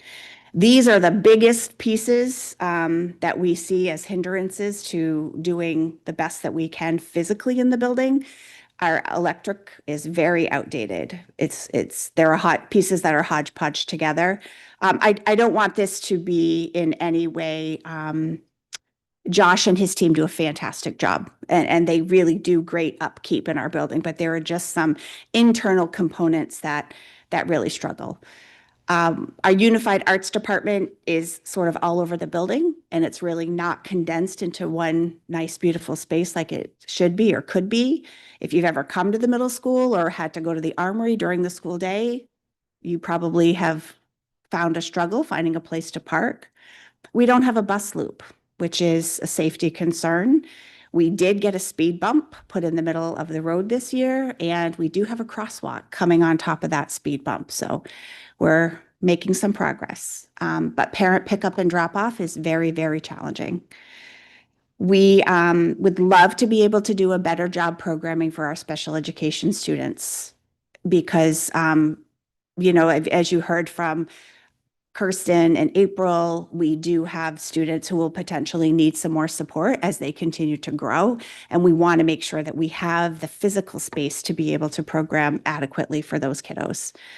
We don't have a staff space. So our teachers, they eat lunch in their classroom, and they may have a little tiny microwave that, down at the end of the hall somewhere or in a closet, and they will heat up their lunch and they eat together in their classroom, which I know happens at a lot of schools, but it's definitely something that's a concern. And if you've looked at middle school models over the state, a lot of schools have a 5 to 8 middle school model, but really the way to go is a 6 to 8 middle school model. And we would love to have our kids for 3 years. It feels like we get them in, we get to know them, we really start to make some gains, and then we send them off to the high school. So being able to have them for 3 years and just really grabbing a hold of them while they're in those tricky adolescent years would be wonderful. And this would also open up some rooms at the elementary level. So it's a gain for all if we could make that happen. Some really cool things that we're doing. Another thing that I'm not sure if you're aware of, I think you are because Josh Bro mentioned it. We were really fortunate to get a partnership for a STEM plus M program. The plus M is manufacturing, so it's science, technology, engineering, math, and manufacturing. So this comes from just the huge need that the state and the country is going to need over the next several years for workforce development. It's funded by several big companies. Bath Iron Works is one of them. And it's a full year program for our 8th grade students. We have about 150 8th grade students who are experiencing this program every other day. And of all the schools, there are 2 schools currently in Maine that received this. And we are getting accolades left and right from the people who are running the program. So we're very proud of that program. We have added some monthly recognition and some monthly assemblies. We do Student of the Month for each team, Most Improved Student for each team. We're trying to really focus on positive office referrals rather than, the negative office referrals. How can we recognize students for doing positive things? We do a Staff Hootie Award, and we also do a Student Choice Award, which has become really popular. I send out a Google form. Students nominate a staff member that they would like to have recognized, and they have to give me a really robust reason. And then my admin team gets together. We look at who's been nominated, and we choose the student the teacher to receive the Student Choice Award. We have a very active Student Senate. Student Senate is a couple students from each team that are voted by the students and one that is also nominated by the teachers of that team. They are representative of the student body and they're amazing. They do presentations at our monthly assembly. This picture you see here at the bottom right is a bullying presentation that they did. So they did research, they put a slideshow together, and they presented this in front of the entire school. They did some skits where then they asked for audience participation, where they said, okay, if this were to happen to you, what could you do? How would you handle this situation? So really great things happening. And I wanted to make sure I shared that with you. I think that's it. Do you have any Thank you. questions for Yeah, me? questions for Principal Bryant? Just a quick one. Do you know when the middle school was originally put in that highest tier of support category by the state? So when Jake was principal and I was the assistant principal, we were there at that time as well, and haven't gotten out of it. During the COVID years, the identification was sort of dropped off for all schools in Maine. So it looks like there may have been a gap. But since I can remember, or since I've been around as an administrator, we've been on the list as needing the highest level of support. Okay, thank you. Thank you for that info and thank you for the presentation. Thank you. Next up, we have Lewiston High School Principal John Radke. Good evening. I did want to make a comment to pick up on something that Amanda had said, is that our freshman English teachers remarked to a person how much stronger their incoming freshman class this year was in terms of reading and writing skills. So we too have been implementing that program at the high school, as well as a new math program, reeling the math program up through the years. So we'll be looking very closely at our growth numbers as the data comes back from the NWEAs. Just sort of Lewiston High School by the numbers. We have 5 assistant principals who work at the high school, 2 of whom are strictly engaged in special education programs. And we also have 2 deans of students who work in the front office, all dealing with student behavior issues. Currently, between Lewiston High School and Lewiston Academy, we have 1,522 students and 172 teachers, coaches, ed techs, counselors, nutrition, custodial, et cetera, adults working on the Lewiston High School side of the building. Rob Callahan will tell you about the LRTC side. Special education programs, we have currently, or when we pulled the slide together, 202 students involved in special education programs, 22 in the functional life skills program, 12 in the RISE program, and the middle school and high school day treatment program serves 16 students. The middle school day treatment program is located up at the high school. We also have a collaboration with the Maine Center for the Deaf and Hard of Hearing. We currently have 1 student who is well staffed by the Maine Center and a classroom where they work out of. A lot of bright spots this spring, and I will get to the challenges because we have those too. 2 National Merit Scholars semifinalists, 58% of our seniors have applied to post-secondary institutions. That's not counting workforce. That's not counting military. 799 applications to colleges. 735 of those are for 4-year colleges. So strongly represented there. 2 students received again this year. We had 2 students receive full 4-year scholarships through the Quest Bridge program. One will be headed off to Bowdoin, and the other will be headed off to Washington University in St. Louis. We've had some Gates Scholarship finalists.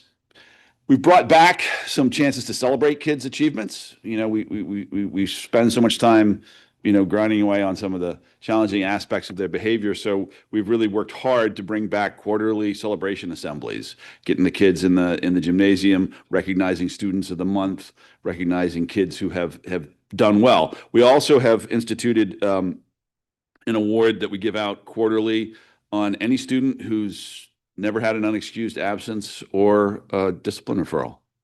just thanks for coming and doing what you need to do and showing up every day. And and they can't be failing a class either. So we give those little token of something, but it's beginning to catch on, and students are feeling like, oh well, they're noticing that we're doing what we've been asked to do. Lewiston leaders. Another. Of course, we continue with things like financial aid nights. Obviously, one of the big challenges for families who are looking at post-secondary education is the mysteries of the financial aid process, filling out the FAFSA, all the various pieces. If you have not done it yourself, in your own life, it just seems daunting. And so we try and offer lots of opportunities to help folks do that one. As well as making sure we have college and job fairs. The Aspirations Office does a great job of bringing people to campus and exposing students to all of the things. The one in the fall is done out on the football field. Lots of colleges, universities, but also employers, as well as the military, branches of the military. More bright spots. We too have our initiative with Tree Street Youth, and that is the Branches Initiative, where they have a space in the high school. About 57 students a day stop by for academic support and mentoring. It's a real release valve for the kids who are in there. I love stopping by the room when I get a chance. Expulsions are down 50% this year. That's a massive reduction. Thank you for all of your support. And it's been a tough 2 years, but it's made a big difference. In-school suspensions are down by 32%. Out-of-school suspensions are down by 53% year to date. Now, we are hitting May and prom season and spring, and they begin to feel their oats again. So that may tick up a little bit, but those are huge. And that is, I credit that to the staff at the high school who work with the students, in particular, not just the deans and the assistant principals, but Jameer Hall, who's our director of restorative practices, Abdirahman Daoud, who is his ed tech who works with them, as well as the counseling staff. One of the things you can't count is the fights that didn't happen. And they just spent a tremendous amount of time helping kids with the social emotional skills to keep them out of conflict with each other. Percentage of students with no disciplinary actions at all this year is up 13%, from 64% last year who had no disciplinary interactions, to 77%. Again, great numbers. The place very much feels like a normal high school when you're walking through the halls, and it's a regular school day. 348 students earned their diplomas in 2025, and that's an increase of 72 students over the previous year. I've touted that number back in September. That's just kids walking across the stage. It would be great if it had a massive impact on our graduation rate. It doesn't, because of the way those are calculated. But in absolute terms, that's 72 students better than in previous years. So that's great news as well. Pep rallies, student joy, trying to have fun. Unified basketball is the big unifier in the winter for our, we have an assembly, they play an exhibition game, and you've never met a place, you've never been in a gymnasium with more positive energy than when that happens. Mostly because it's so long between baskets that when someone finally gets it on either team, the place goes bananas. Next one, please. Bright spots continued. We introduced new communication tools, Reach My Teach, this year. Facilitated much better communication between families and school. We can now, it translates into the language that the family would like to receive it in. And it's for all the little things like reporting attendance. If a student is absent from school or absent from a period, they'll get a Reach My Teach notification, and they'll be able to respond back through it, whether there was a legitimate reason why the young person wasn't in school and we can excuse it, or whether they were surprised because they dropped them off and wondered where they went to, and we can start looking for them. Which passes, which we implemented last year, which is an electronic pass system, continues to work really well, leads to a decrease in wandering, and lets us know who it is that's wandering. And ongoing upgrades to the building safety and security measures have been crucial. The new camera system that has been put in place really allows us to monitor the building very closely. We can see places we couldn't see before, and has been very helpful. Obviously, it's got a huge preventative effect because kids know oh, wait, the last time I did something wrong, they showed me the video in the office, so I'm not going to do that again. And the last time I tried to tell my parents that I didn't do it, they showed the video to my parents. And it's a technology that it's okay to be ambivalent about, but it is had a big impact in terms of the safety and security of the building. Continuing challenges. Our biggest one, graduation rate. 67 to 68% for the 4-year cohort. Hopefully we'll be doing that better. Students have been with us for 5 years. Their numbers are pretty good, as our 6-year cohort, but not where we want them to be. And what this doesn't grab is the ones who just sort of fade away, and don't manage. They become unenrolled, or they just never complete it. And I think the major driver for a lot of our challenges is the last one, which is 49.1% chronic absenteeism. In other words, kids who miss 10% of the school days for whatever reason, excused, unexcused. If they're unexcused, we can address them through the truancy thing. But our number one thing is parents calling them in and saying, "Yep, they're out." And what's really interesting, we ran an analysis today, and I didn't have time to put it in to this slideshow because we were talking about this as a staff this afternoon. How do we deal with chronic absenteeism? And one of the interesting things is, of the 750 students who are currently chronically absent, which means they've missed 12 days or more this time of year, all but, I can double check this, 68 are passing their classes, have a GPA over passing. So, which is an interesting thing that we're trying to unpack, and spent this afternoon trying to unpack in terms of how to make it incumbent upon students to be present in order for them to really succeed well in school. So those are the big challenges that we will keep working on. So questions? Member Bowden? Just real quick, you had come to us about Latin honors earlier. Yep. And I didn't see it up on that, so I'm just curious. I did not put it on there. We will be implementing it this year. Okay. So what'll happen is the graduating seniors, we know that there are 5 of them who will earn summa cum laude. And then in total, about 30% of the class will be recognized. We've got medals for them to wear, because that's, the merch is important, and they wear it proudly, and as they should, because that's a lot of work. And then the juniors, when the grades are finalized in June, will be notified where they fall on that, so that they can have that be part of their college application process in the fall that follows. Yes, but yeah. Other questions? Member Glenn? Yes, I have noticed, and I'm sure those that have been here for a couple of years have noticed the fewer disciplinary hearings that we've had, which is really remarkable, 50% decrease. I think word's getting out that, you are in a fight or you do something, you're going to be expelled.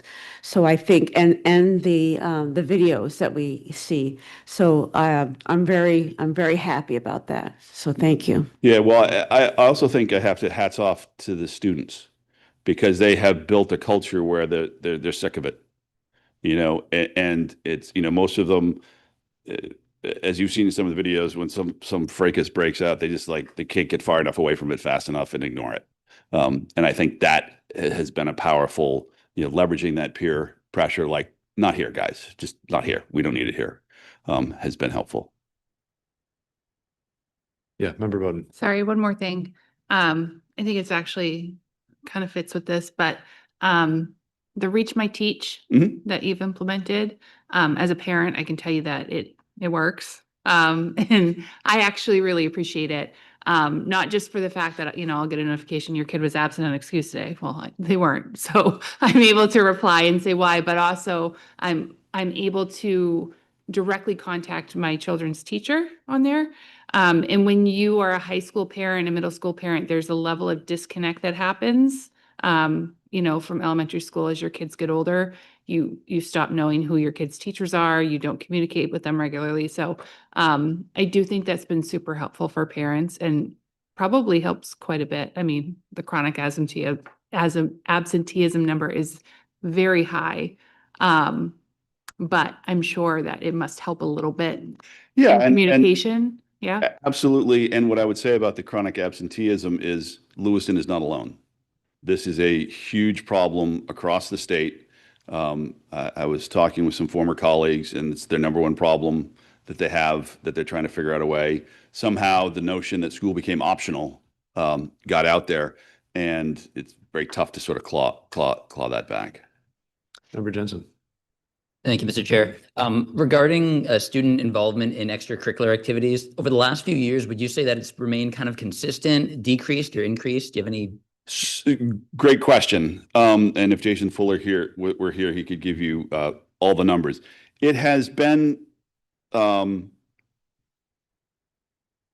fairly consistent, but lower than we'd like it to be. And you know, for example, this year we had to co-op a hockey team, which if you'd have told me 10 years ago that Lewiston High School was going to need to co-op a hockey team, you know, I'd have been shocked. But that's also true, though, across the state in terms of student participation in co-curriculars and athletics, you know, still not having come back from the pre-COVID times. Member Hawkins. I just wanted to say really briefly, one thing I've heard over and over from all of our wonderful staff here and administrators here tonight is the word community. And I think that's one of the things that's probably pushing some of these upticks in graduation rates, the lower behavioral issues, because when students can identify that we're all students together, starting younger and building as they get older, it's a lot easier to speak to, you know, your friend in class who's having a really horrible day, who may or may not cause trouble later. And I'm really encouraged to see that starting in elementary, moving through middle into high school, because the disconnect from the people around you makes it really easy to make really foolish decisions. Sorry, I'm getting over a cold. My voice has got a personality. But yeah, we see it. So I don't know if you know, but I'm a school bus driver. We see it there too. Mm-hmm. And it's really great for me to see when one of my younger students is having a hard day, one of the older students stepping up. It's like, whoa, wait, what? Because I don't have to yell. I can be like, hey, and then I make sure, and I'm glad to see all the recognition going on too for the kids that are stepping up and really personifying that community, because I see it on the bus too. And the mom in me is like, oh, I can thank a kid for being awesome today. And I really enjoy that. I don't like being the evil, angry bus driver. So having the opportunity to be the friendly mom bus driver is great. And I'm glad to see so much work on building that community, because it's going to help these numbers continue to improve. So. All right. Member Eames. Perhaps it's not for this time of the year, but at some point I would like to get some sense of the stats across all the schools of the trends, yeah. Because hearing it in one school and then and it looked amazing, and then you're saying it's actually across the district, I think that would be very useful for the school committee to know about, but maybe not this time of year, but soon. Okay. And it's related to the community question. Thank you very much. Thank you.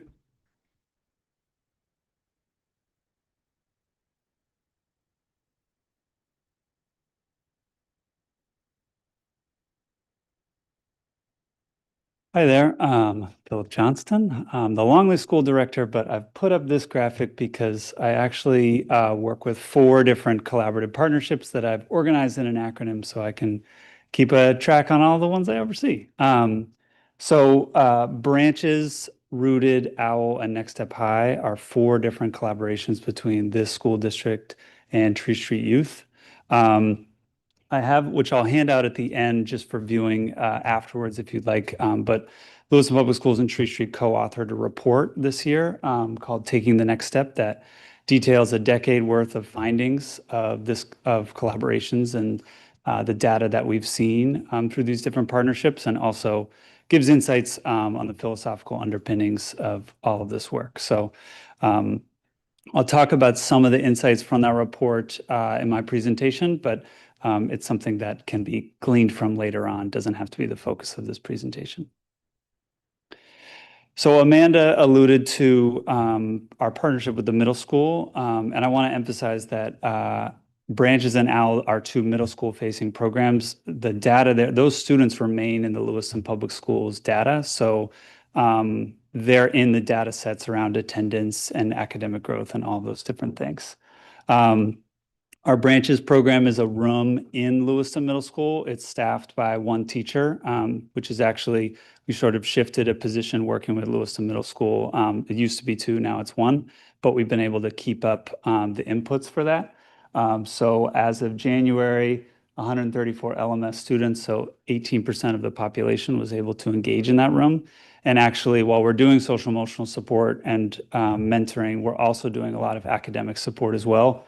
And we pulled, this is, one stat, but something that I think is really interesting, that 68% of the students on team, I always struggle to pronounce this, Haleakala, who utilized Branches last year but failed a class in the first trimester, then passed that class in that same discipline in their next school year. So hopefully we're seeing some correlation between continuity and pull-out support and deepening our partnership with Lewiston Middle School admin and staff can help sort of build that extra support for kids that need a little bit more.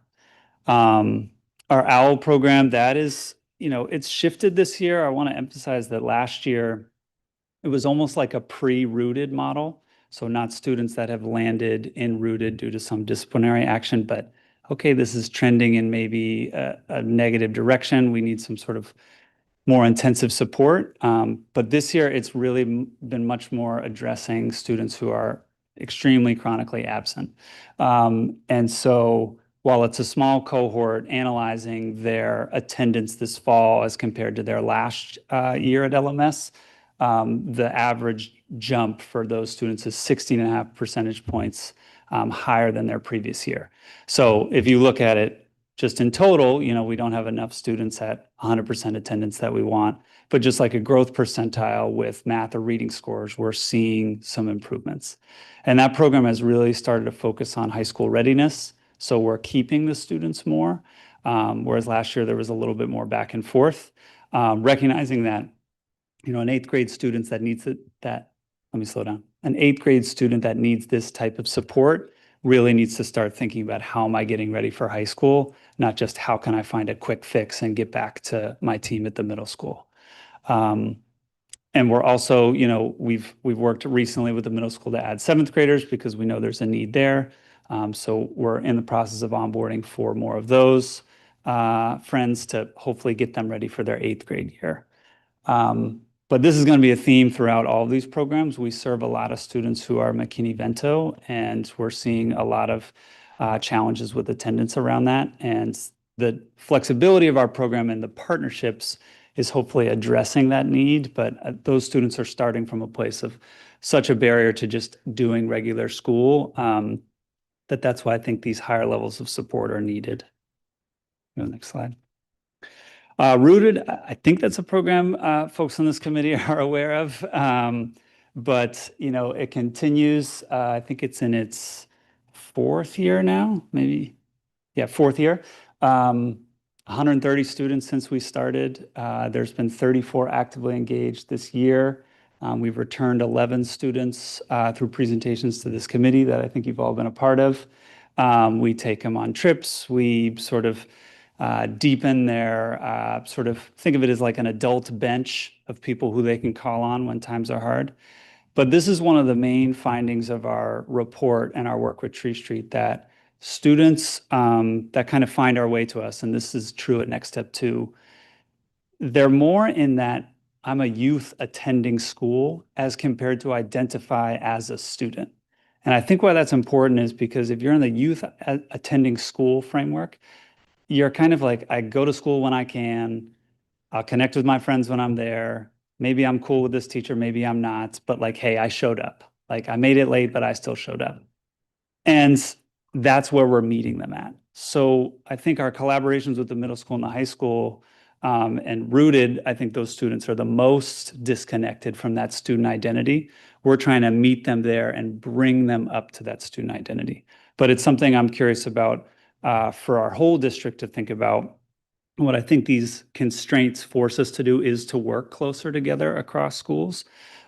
We have to be thinking about how we shift our sort of most vulnerable youth from seeing themselves as like just doing the minimum to attend to seeing themselves as I'm a student, which this curriculum is going to be a springboard to what's next. And so I can really do something with this experience. So I do wonder sometimes, you know, if we're feeling like we're hitting our heads against the wall with students, like, why are we not making it anywhere? It's like we've assumed they're at the student identity level and they may not be yet. So report goes into more detail about that, but that's, I think Rooted is a great test case for how you can meet a student where they're at from not identifying that way, getting them back into school, and then helping them persist. And then lastly, I'll talk about next step. We've grown to 81 students this year. A sort of big thing, again, I want to highlight is, you know, our special ed numbers have increased, our McKinney-Vento percentage. For context, the high school, the 4% of Lewiston High School's population is McKinney-Vento. Next steps is 22. So we work closely with Natasha at the Student Resource Center. We work closely with our collaborative partners at Tree Street. But this community of kids needs a lot of support. And so flexible pathways, credit recovery, summer school are some of the ways we're trying to address this problem, but it is a huge challenge and driver of chronic absenteeism. And that's not to just put it on those youth that I would say, like John's numbers showed, everyone is struggling with this, but we need to be really intentional because some kids may not be coming purely because of a true barrier that school, it's not necessarily in our toolkit on how to solve, you know, some of the situations that I've heard. We're really proud of our graduation rate. I had Jake come out. We had 5, there's only 4 who made the ceremony, but 5 students actually graduated mid-year because we do semester-based classes and also with opportunities to catch up with interdisciplinary classes and accelerated credits, give students a chance to like hit that milestone mid-year. And again, all of these students show up in Lewiston High School's graduation numbers. So we're really encouraged by that. We have our potential largest graduating class ever.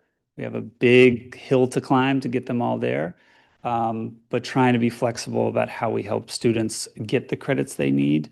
When we recognize that, you know, some kids are coming to us multiple grade levels behind, we have to continue to work closely with Lewiston High School on how we find ways to earn these students credits. So I think overall challenges, attendance, pathways are really messy. I continue to see all sorts of bizarre transcripts, and that's no shade to the high school. It's just kids trying, you know, English multiple times, you know, switching school districts, coming back, all these different situations. And, you know, I'm seeing an increase in requests for the main disruption diploma. Like there's just a lot of things that kids are asking for, trying to figure out a way to get this diploma. And we're trying to be as creative as we can while also not cheapening the experience one bit. So yeah, I think I'll pause there. Thank you. Any questions? Yes, Member Jensen. Thank you, Mr. Chair. The grad rate that you have up there, is that a 4-year grad rate? Yes. Okay. I mean, 19 out of 21 is phenomenal. It's absolutely wonderful. And I guess this is just probably for something past the budget season, but I absolutely love your comments that you made about speaking about like student identity and how they don't see themselves as students, more as like just a person who goes to a place where learning happens. And you said it way better than I'm saying it right now. But that's something, honestly, I kind of see at the lower levels as well, too, is how do we foster that connection? And I think that's a job for us in the school committee to tackle, you know, later this year, hopefully. But if and when we have that conversation, I'd love to be able to pick your brain about, you know, a lot more on that. Yeah, absolutely. And again, when I listen to all the admin's presentations, I think we're all talking around that issue or addressing it head on one way or another. And so I think, again, within these constraints, we have to keep trying to figure out how to solve that problem. Member Bowden. Thank you. So you just mentioned the State of Maine diploma. I think that's like 11 credits, right? Yes, that- yeah, and it's a specific 11. So some people come to me thinking like, I have 11 credits, am I good? And it's Yeah. 4 years of English, 2 math, 2 social studies, specific social studies, 2 science, one of which is a lab, and a full fine arts. Is that what this is reflecting? Like the 5 early grads, the 19 out of 21? The or 5 is it- early grads are all 24 credit students. But some of the students that have graduated in the summer, and sometimes even by the May deadline, have applied for that diploma. I was noting the increase in requests for students to be considered, because the way it works is John and I basically co-write a letter to the state saying sort of the story behind why this student should be eligible. But it's it's case by case. But I am seeing an increase in requests. Yeah. Member Hawkins. Just want to say really quickly, last year, my adoptive niece finished out next step and graduated. And it's one of those things I wish I'd known more about when my own son was at school here. But I'm glad to see such good numbers coming out of it, because it really, to me, shows how much flexibility we have and how willing we are to work with our students. Because it's really easy these days to say, well, if you're not doing it, you're not getting it. But this is like, there are multiple paths. Yep. Come and talk to us and we'll help you find one. And that's really important, because some of these kids, especially with the McKinney-Vento, it's really hard to see the light at the end of the tunnel when you don't know if there's even a tunnel. So I'm really encouraged by those numbers. Yeah, and we're not listed as a special program of Lewiston High School because we're not a special education school, but I think the school counselors at Lewiston High School work closely with us to try to identify, and the students still have to choose to come, so they have to see it and say they want it and all those things. But yeah, having it as an option that staff can also help kids look at, I think has been a strength of our partnership over the years. Okay, thank you very much. So we are just doing a time check real quickly. We've hit schools, but while we have folks here, are you okay with just keep going with the slides that we have here? We're gonna start spilling into different articles. Well, I'll still do article recaps for next time. Good evening. I'm Liza McLemore. I'm the director of the multilingual program for the district. My team consists of 2 assistant directors who both joined me within the past year. We oversee all multilingual students in Lewiston. So as of a few weeks ago, that was 2,010 students district-wide. So we are in all 8 locations across the district. As well as our Welcome Center, the Multilingual Center, where we do all intake and assessment, registration, and support of new families. We also oversee all of the translation and interpretation and language access for families. We have 62 CPEs across all of our schools. As well as 6 language facilitators who are housed within the schools. Their primary role is to serve as interpreters as well as cultural brokers and liaisons. We have 3 district-wide language facilitator and community specialist. They have similar roles to the language facilitators, but they have additional duties beyond that, as well as working year-round to support with registration and transition into school. And then we also have 3 multilingual department support staff that work at the Multilingual Center.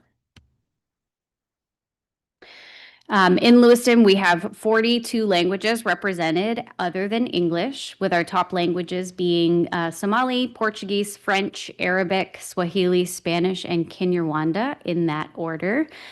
Somali is still our most predominant language other than English, but Portuguese is very close behind that. A few successes as far as teaching and learning goes. Last year, we exited 118 multilingual learners out of our program. That means that they demonstrated English proficiency on the annual Access for ELLs assessment, which is a huge accomplishment for our students. In addition to that, we also had 30 Lewiston High School students earn their seal of biliteracy, which is something that goes on their diploma, and they earn college credits for that. So they've demonstrated proficiency in both English and whatever their native language or preferred language is.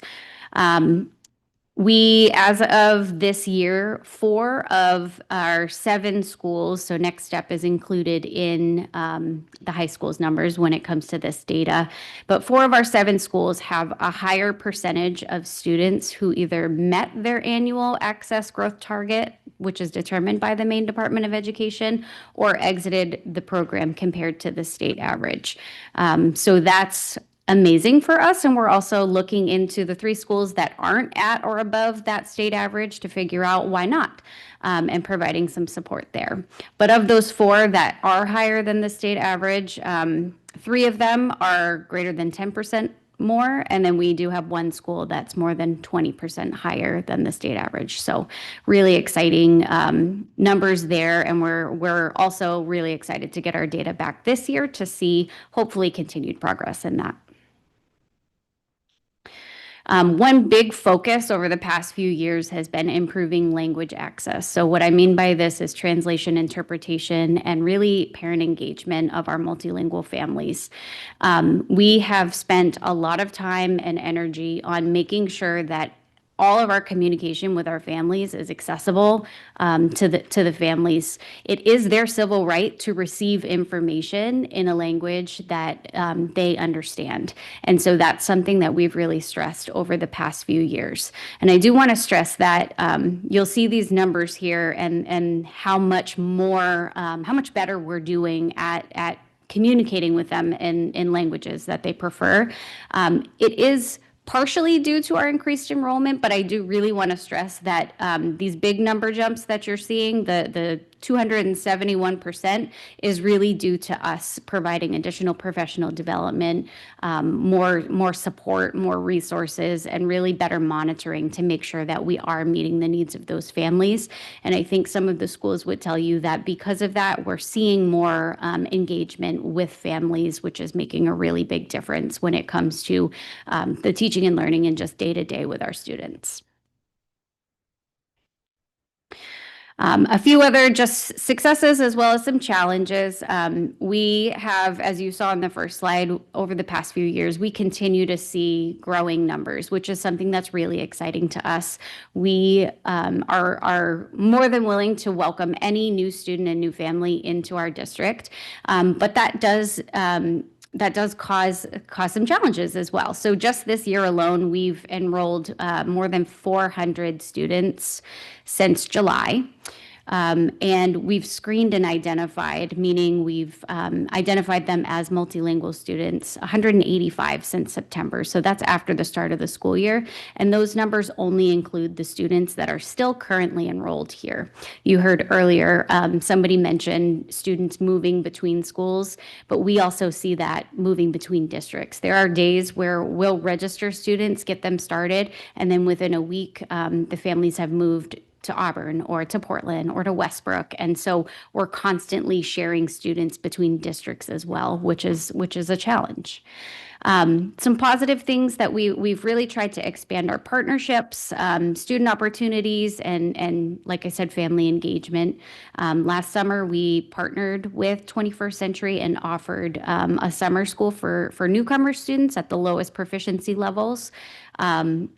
Through the Refugee School Impact Grant, and we were able to provide them opportunities to build their language, as well as have those opportunities that some of our younger students have, such as we had the firefighters come in and they did a presentation to learn about that. We had a Delta pilot come in and do a presentation about that. So when field trips aren't an option, we try to bring different stakeholders in to let our students interact with them.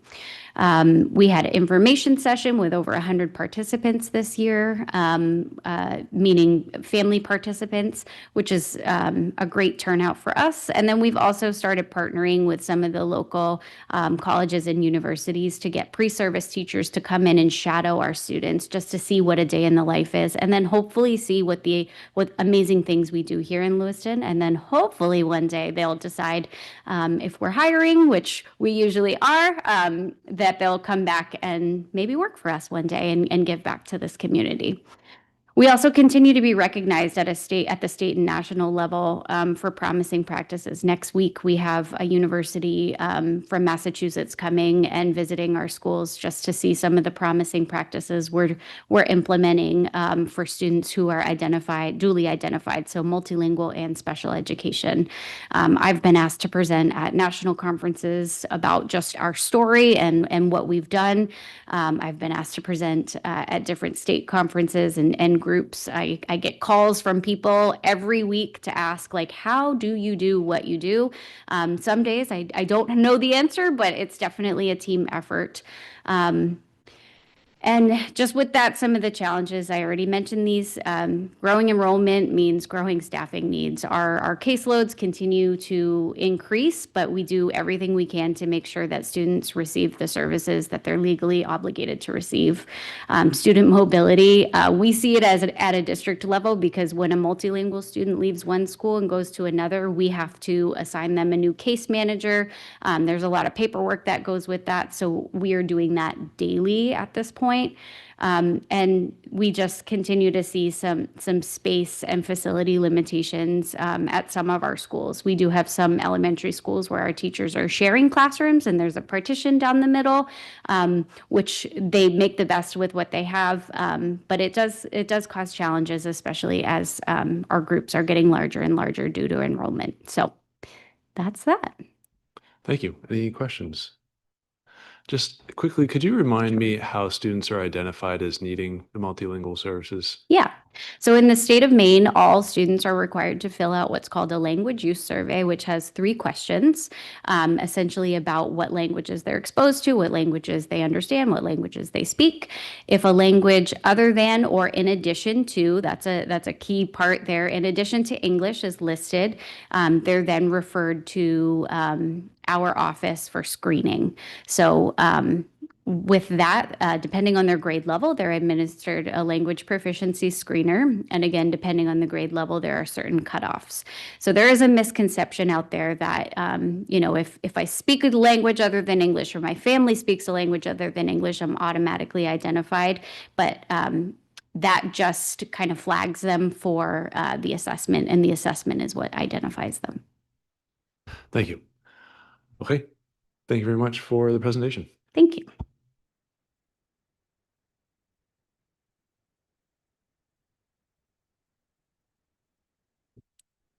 So, Mark, do you want to present your items, or would you like me to move to another area? Okay, I didn't expect to get to the slide, so if you'd like to go next week, we can make that happen.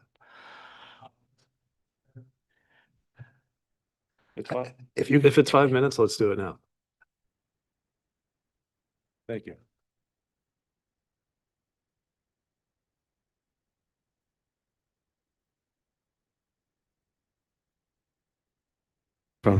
You can see from the slide up there that we are intentional about the technology that we select. And we are very focused on making sure that the data and the online experience for our students is safe. And we're dedicated to making sure that the technology is accessible. And I think you've seen from a number of folks here tonight that the nuances of using technology in a classroom where someone is hearing impaired or visually impaired, or the other aspects of computing, are all blended into the culture of the school. And so next slide, Jake. Here are some of the key partners and technologies that we use. And we heard John talk about Reach My Teach, folded in really well. We also had quite a year of installing cameras and doors throughout the district through our COPS grant. And that's been a tremendously successful project. Next slide, Jake. We also participate in all of these strategies and laws and regulations and frameworks to guide our defense in depth approach to cybersecurity. In fact, with me here tonight is our cybersecurity manager, John Hopkins. We have experienced 10 incidents this year that are documented cybersecurity things that we had to fight and tamp down and deal with. Next slide. Accessibility is a really key feature to all of the technology that we use. In fact, we hosted last spring a regional event with Apple where they demonstrated for our school and other schools the accessibility features in the iPad that help students of all kinds of abilities. Next slide. So here we are. In this budget, we have 4 key challenges that we're working with. We're going to move to a cloud-based phone system called Zoom. And that's going to really help us out. It's going to make our monthly costs a little bit cheaper. We're going to have to spend a little money up front, but our monthly cost for telecommunications will actually be reduced. So we'll be saving money in the long run. And we will also be reducing our cybersecurity risk because we'll be able to retire 8 physical servers that we currently run to make our phone system run and move to cloud-based systems. Our K-2 iPads are aging. Probably by about the spring sometime, Apple will stop supporting them for cybersecurity updates and that sort of thing. Our plan to rejuvenate those is to use MLTI for our 9th grade iPads, take our senior iPads and cycle them down to the K-2 level. Connors AV is also a big project that we want to not necessarily spend money on all at once, but we're keeping an eye on it. We did get quotes in that were in the $250,000 range to replace all the AV in this building because all of the AV in this building was installed when the building was built. But our strategy is we're just going to, as projectors fail, replace them with a new projector, and I think that'll help us along. We also have an aging data backup server. We're managing quite a bit of data throughout our infrastructure, and we want to replace that server. Challenges. So in cybersecurity, as you can imagine, we're managing about 7,000 accounts, and we roster well over 200 software applications, and making sure that each person gets what they're supposed to have and only what they're supposed to have is a very challenging thing. There's a lot of moving parts there. We don't have a request for that in this budget, but it's something we really want to look for. iPads at LMS. Currently, they're with Chromebooks, and as things are fleshing out, they're probably going to be with Chromebooks for another year or 2. We'll plan to use MLTI to get iPads in there, but it's something to think about. And cell phone repeaters. So cell phone repeaters are these devices that sit inside of a building with an antenna outside, and it repeats the signal in places where the reception isn't good in the building. Connors has a lot of problems with this. We would like to evaluate all of our buildings for cell phone repeaters. We think it's important moving forward. That's probably an LCIP project. And that's it. Thank you. Questions? Yes, Member Eames. What's MLTI? Sorry. Let me see. I knew that was going to be a question that Maine Learning Technology Initiative. So this is state funding that helps Yeah. supplement the purchase of devices and related support for them. Yeah, it's the Maine Learning Technology Initiative. Yep. Member Bowden. This might not even be a question for you. I probably should have asked this a while ago, but I noticed at McMahon that they're doing like a weekly newscast. Is that something that you guys help set up in the school? The weekly newscast. Oh, yeah. Yeah, that was actually some of our technical coaches helped set some of that up. Yeah. Okay. Yeah, that's pretty cool. Do you Yeah. guys have plans to expand that throughout the district, or is that just a McMahon thing? I don't think we have plans to expand it. No. Okay. Yeah. Just curious. Thank you. Member Jensen. Thank you, Mr. Chair. I guess like regarding the iPads and devices that students use, is all that 100% covered by like state funding, or is there any amount that we spend locally on purchasing or upkeep? We do mostly state funding if we can.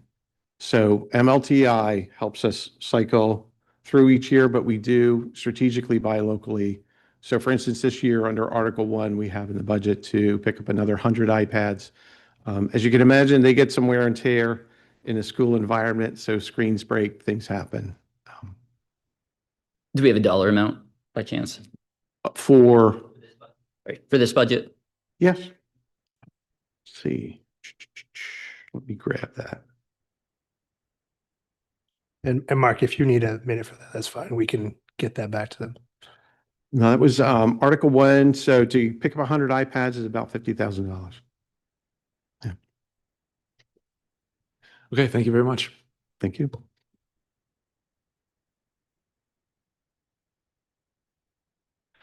So I might suggest we try to wrap the presentations at 8:15, and then we can do, committee comments at that point. So is that enough for maybe one more? I think so. We have Director Tyner can speak to adult education programs. We might be able to get in Director Callahan. We'll see. I'll try to make it quick. Hi, I'm Jen Tyner. I'm the director of Lewiston Adult Education and also a director of Auburn Adult Education. So I'm a shared director for those of you who are new to the board. I brought presents, so that's always fun.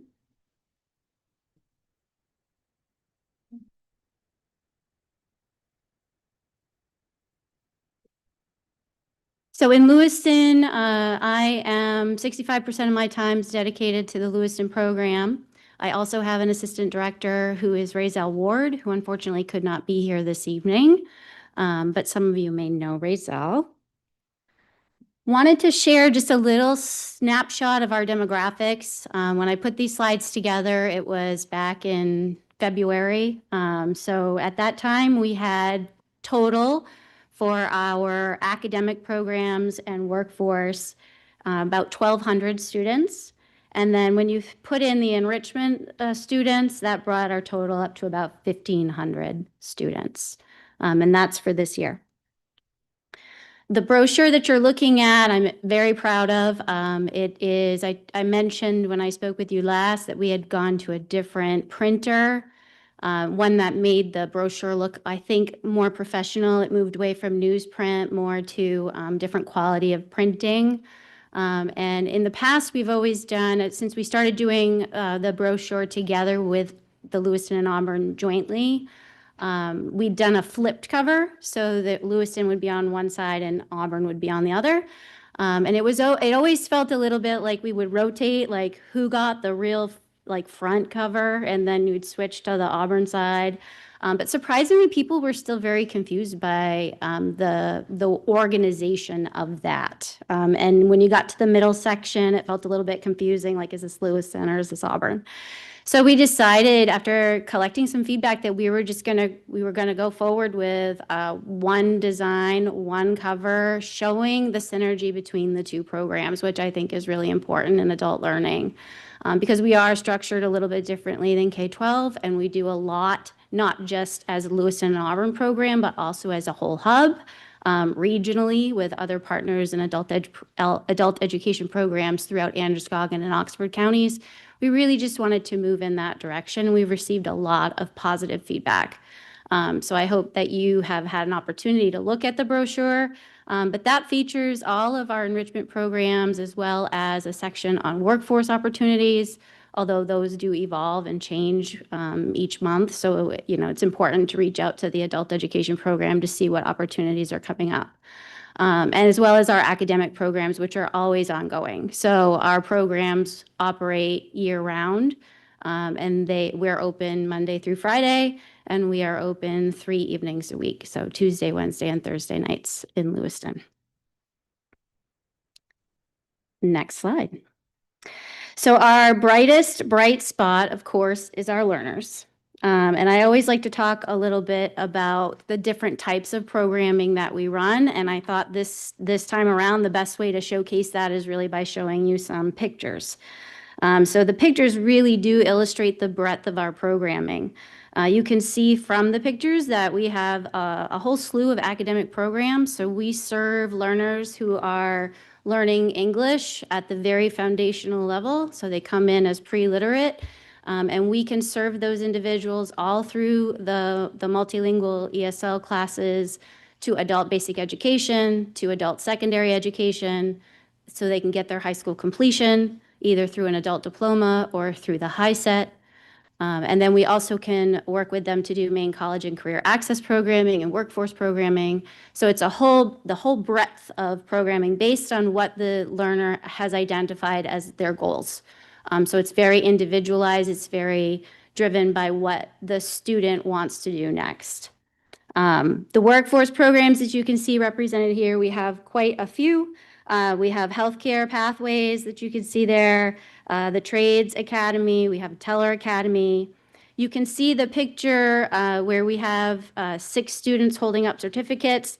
Those students are from our educator pathway, which is in partnership with Lewiston Public Schools. And then we have our industrial sewing collaboration that we actually did with Westbrook Adult Education. So that's another example of a partnership that went beyond Androscoggin County. And then you can also see we have pickleball this year, which is I didn't realize how popular pickleball is, but man, it is hot. So lots of people wanting to do pickleball, which is great. And the Longley Gym has stood up, so that's also fantastic. And then we have someone here that's featured doing our stand-up comedy class, and we do a performance aspect of that, so that was also a fun picture. Next slide. Then we have, of course, we have our outcomes, which our next really big bright spot is, of course, our teachers and our staff. And I'm really, really proud of the work that we've done. I mean, we talked a little bit tonight about, how do you measure success? And in adult education, we measure success by state benchmarks. They're uniform and they're applied to all programs across the state universally. And one of those is called the measurable skill gain. And there are several ways that students can make a skill gain. They can make it through a high school completion, through an EFL gain, which is an education functioning level gain that is done through our CASAS assessment, which we administer as a pre-test, but then also as a post-test twice a year. They can make a gain through earning a credential of value that is an industry recognized credential of value that's tied to workforce training. Or they can also enroll in post-secondary education, and that also counts as a measurable skill gain. So when you look at the data that's provided to you here, in 2025, we had an MSG rate of 42.7%, and that does slightly exceed the state target, which is exciting, which is 42%. And then this year, we always measure that semester to semester, so we measured based on where we were in January of last year and where we are in January of this year. We are actually trending at about a 3% increase in our MSG already. So we're very excited about that. Last year, we had 26 graduates at our high school graduation. And this year, we already have 13 graduates, and we have 14 more that are really within the range of we expect them to be able to get through what tests they have left for their high school completion. And it's still early. So those of you who know anything about adult education, you know that we see an uptick in interest in this really heightens about April. So we're expecting to get a lot more people who come in trying to get the high school completion done before graduation. In addition to that, I wanted to make sure to reference our workforce accomplishments as certainly a bright spot. So we had, let's see, where is it here? 275 credentials of value that were awarded between 2025 to date. And of those, I know many of you are familiar with our apprenticeship pathway programs. We have a pre-apprenticeship through apprenticeship pathway, When looking back at the data since July of this school year, we had 32 employed registered apprenticeships and 11 students who have completed their apprenticeships and are employed. And then we're also proud to say that 100% of the learners who participate in the apprenticeship pathway program have been retained in that program. So it's 100% completion or retention rate. And then ultimately we had in our NMRC Lewiston, which is actually kind of an interesting program because it's not technically an adult education program. It is on the Longley campus and it works in conjunction with the Lewiston Adult Education Program. They served 132 people. 86% of them were also enrolled in adult education, and 11% were in post-secondary, 13% of them employed. And so that's working with internationally trained professionals, people who have come to Maine, who have degrees from other countries, who are looking to try to use and leverage those degrees in our community. And so we're very, very proud of that work as well. We had some new initiatives to note. We are actually next week, we're launching a digital literacy intensive training with one of our partners of Burlington English. They will come for the week. They're coming up from Massachusetts and Connecticut to spend the week with our sort of beginner foundational ELL students, our multilingual students, to try to help them integrate and learn more about digital literacy skills. The hope, of course, is that they can then leverage those skills to better use some of the online platforms that we have that would help to supplement their instruction. So that's happening next week. We have a workplace literacy program with Central Maine Healthcare that has just completed. It completed last week. And that is a particular project that allows us to measure growth through employer milestones. So Central Maine Healthcare was our employer partner. We developed milestones together, and we have 6 individuals who are working at Central Maine Healthcare taking English classes on site there with us who have made an MSG. So they will count in our data for this year. We are just starting a credit recovery pilot with the high school and working with Rachel to try to assist some students who are, their target is the August graduation. And we're looking at leveraging both HiSET Academy as well as Cassis Academy to be able to help them with their skill gains, to be able to accrue some credit. And we have our annual wellness day, which normally does happen in March, but we had to bump it a little bit this year to May. And we're actually really excited about that because we're thinking the weather will be nice and we'll be able to do more things outside for a wellness day. And then the last thing I wanted to note is that we just had a new culinary IET workforce programming approved from the state. So we have offered culinary in pockets before, but now it's actually an approved IET. So we'll be able to count those completions in our MSGs as well. Love the HiSET picture here. You saw a diploma picture on the other slide as well. So we can't forget that.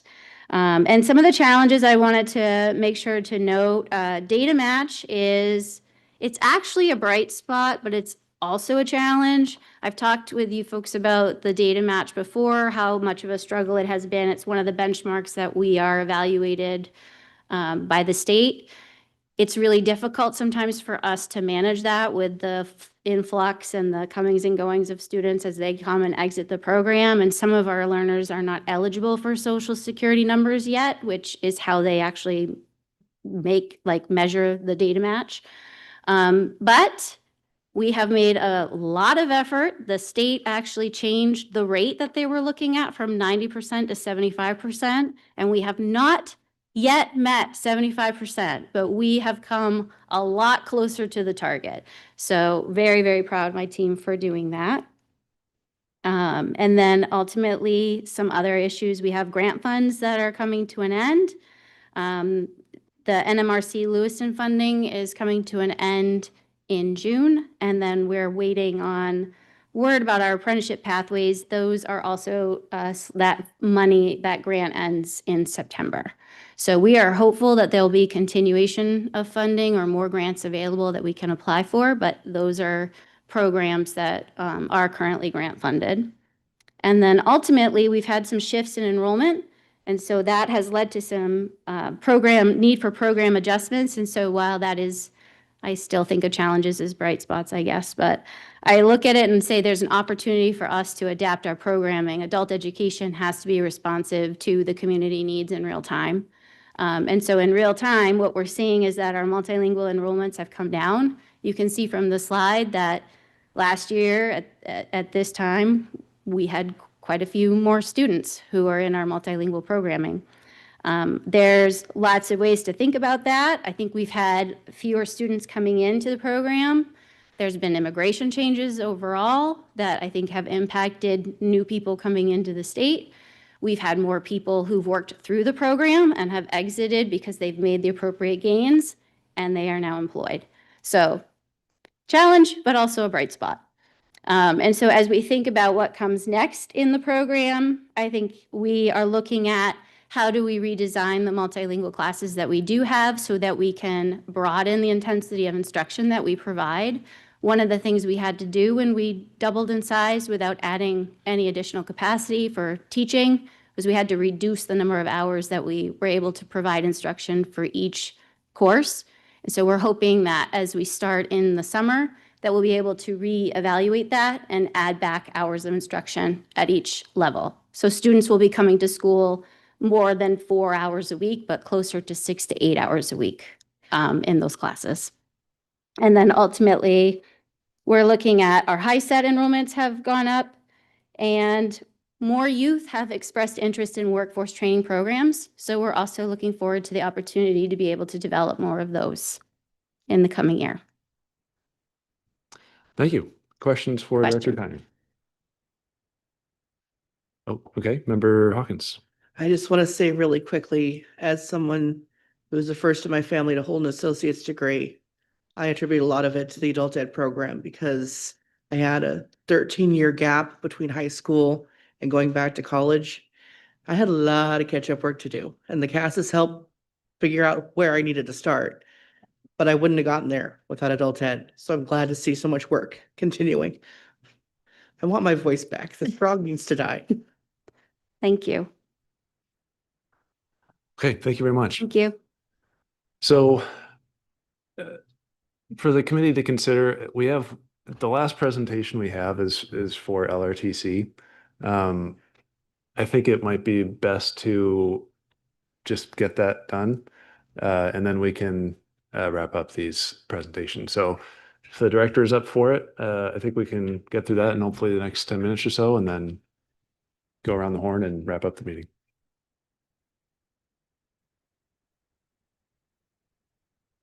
Thank you very much. I'm Rob Callahan. I'm the director at LRTC, and I appreciate your patience. I'll try to move it along and open it up to your questions, but we're pleased to be here to present our budget this evening. Again, a busy year at LRTC. And again, I won't read the slides, but you can see some of the things that we focused on in terms of key stats was the programs and courses that we offer have an enrollment at the moment of 1,014 students. That was as of April 1st that we reported to the state, and that's an all-time high for us. Currently, we have 42 staff members, and that's 29 teachers, 6 ed techs, 3 admin, 2 student services folks, and 2 admin assistants over 3 campuses. In terms of looking ahead at the fall of 2027, we are looking at about 726 new applications, which again is a high for us. In case you were curious, we can accommodate about 590 first and 1-year programs. So that means we're going to have a waiting list of over 125 students already, and we're not done. We have about another month of applications coming in. And again, one of the other things that I guess I would like to highlight, and I'll talk a little bit more about cost and our budget, but we're very proud of the fact that we, as a per pupil cost, the state rates all of the CTE centers and regions, and as of last year, we were rated as the second lowest cost per pupil. So I can tell you, as I stand here tonight, that my staff takes the idea that we are stewards of the taxpayers of Lewiston's tax dollars very seriously. We do our very best to stretch the investment they make in our programming. And we understand that again, this is not an easy ask of our taxpayers, but we feel like there's a good return on that investment. So some of the things that we're thinking about in terms of this year's budget are a new program offering. It says offerings, but it should be offering, and that's landscaping. Again, this is one that we've been asked about by students, by local employers, and this will include a whole host of outdoor sort of areas that would include deck and patio building, small equipment excavation, and earthworks, some masonry, but things that, again, we all encounter in our own homes, and it's not something we currently offer, and students ask us a lot about. So that will be coming online in the fall of 2026. Again, we offer programming on 3 different campuses, and just to remind you, that's the Lewiston campus here. That's the space that we share with Edward Little over in Auburn, and also we have a couple of programs at the Central Maine Community College program as well on that campus that we offer precision machining, and some of our education programs are now sort of working into their offerings as well. Again, just skimming some of our highlights for this year really were around our first robotics and Skills USA. We've literally just come back from Skills USA. We brought over 100 students up there. They did exceptionally well. We brought home 46 medals. It's about a medal in half of the competitions that were offered. Our first robotics team won a design award for their most recent competition down in Falmouth, so we're extremely proud of them. And I guess the other thing, again, just in a general way that I'd want to mention is a couple of years ago, I came before the school committee, and we talked a lot about the contribution that the partner schools make. And I think that was something that we took seriously. And so again, we're back this year with a regional cost sharing. And I'll talk a little bit in a second about how that works. If I could ask you, Jake, to flip to the next. Just in terms of some of our bright spots this year, so a couple of state figures that we got this year that we're really proud of is the first is that 98% of the students that complete an LRTC program also graduated from high school. So that's pretty powerful for us. And another one is 84% of our students that completed a program were in full-time work, college, or the military 1 year after graduation. So we do a follow-up survey, and that's what that data is telling us. Last year, our students earned 1,200 and change industry recognized credentials. That would be a CNA or AWS welding certification or a ServSafe culinary, etc. They also earned, and I think this is kind of telling because sometimes it's a misnomer about the fact that tech students may not go to college, but they earned 1,371 college credits while they were with us. And again, that's at no or very reduced cost to them. As I said, we're pretty happy with our performance at Skills USA and at First Robotics. Couple of cool things that I want to mention. First, and it really should be on here, but it's not. It was alluded to in some of the earlier presentations, but currently we have over 50 students that are out working in the community in our new ELO program. That's extended learning opportunities. So these are students that have completed a year of a program or completed a program like CNA altogether and are out working in the community for local employers. They're able to earn a credit with us and also earn a paycheck. So for a lot of families, that's very important, and it's something that we feel really essential to offer to students. And we've had great feedback from employers. They love the fact that they have students that are there. The report cards they kind of fill out on a weekly basis kind of tell us that the quality of work is high, the professionalism is high, and again, they're feeling like they get a lot of return for their investment in helping train students. We also have a cool new relationship as we think about affordability for our programs. One of the things that, for a lot of our programs is difficult is the pair of boots. So, if you've bought a pair of boots recently, they can run you almost $200 for steel toes composites. I was doing some perusing online, and Brunt Workwear, which makes a high quality boot, has a mission to give away 100,000 pairs of boots to high school CTE students. So I wrote them. They're right in northern Massachusetts. We had a back and forth, and it turns out a number of their staff are actually from Maine. So I'm proud to say that we're in a space where in the next couple of months, we're going to be receiving 200 pairs of boots for our students. That'll be at no cost to them. And again, it'll be specialized for folks that need that specialized workwear that for a lot of families is very difficult. In terms of just the cost, the challenges that we think about, the rising costs like everything else, but our steel, wood, conduit, all those things that we deal with on a daily basis, the food that we serve over at the Green Ladle, the price tag has gone up. Our ability to find staff. Again, to find a plumber, to find someone certified as an ASC master mechanic is a requirement of ours. And again, for what they can command in the workplace, it's difficult to find an RN to teach the CNA program, for example. Those are things that we struggle with. Again, meeting demand. I'm proud to say that we have expanded all these program offerings, but it's hard to think that there'll be 150 students or so that wanted to be with us that we would have accepted otherwise, but we just don't have space for still, despite our growth. And again, I think the idea that we are continuing to meet the needs of employers is great, but again, we continue to hear themes around employability, about enhanced skills with certain kinds of equipment. That's always going to be a challenge. So if I could, I'll jump into a sort of a non-slide piece, but the superintendent mentioned earlier about the way that LRTC's budgeting works. So for example, this year, our budget request is in the order of about $5.8 million. It's important to note that CTE centers in Maine have a different ED 279, have a different subsidy formula than does the rest of the K-12 system. So in our case, we receive about $5.696 million this year, meaning that's a difference of about $137,000 that wasn't covered by our subsidy. And then what happens is that we now have this regional cost sharing formula, which is applied across the 6 partner districts. So in Lewiston's case for next year, we would be looking for a cost sharing contribution of about $52,000 that would cover that difference between what our subsidy is and what our budget request is.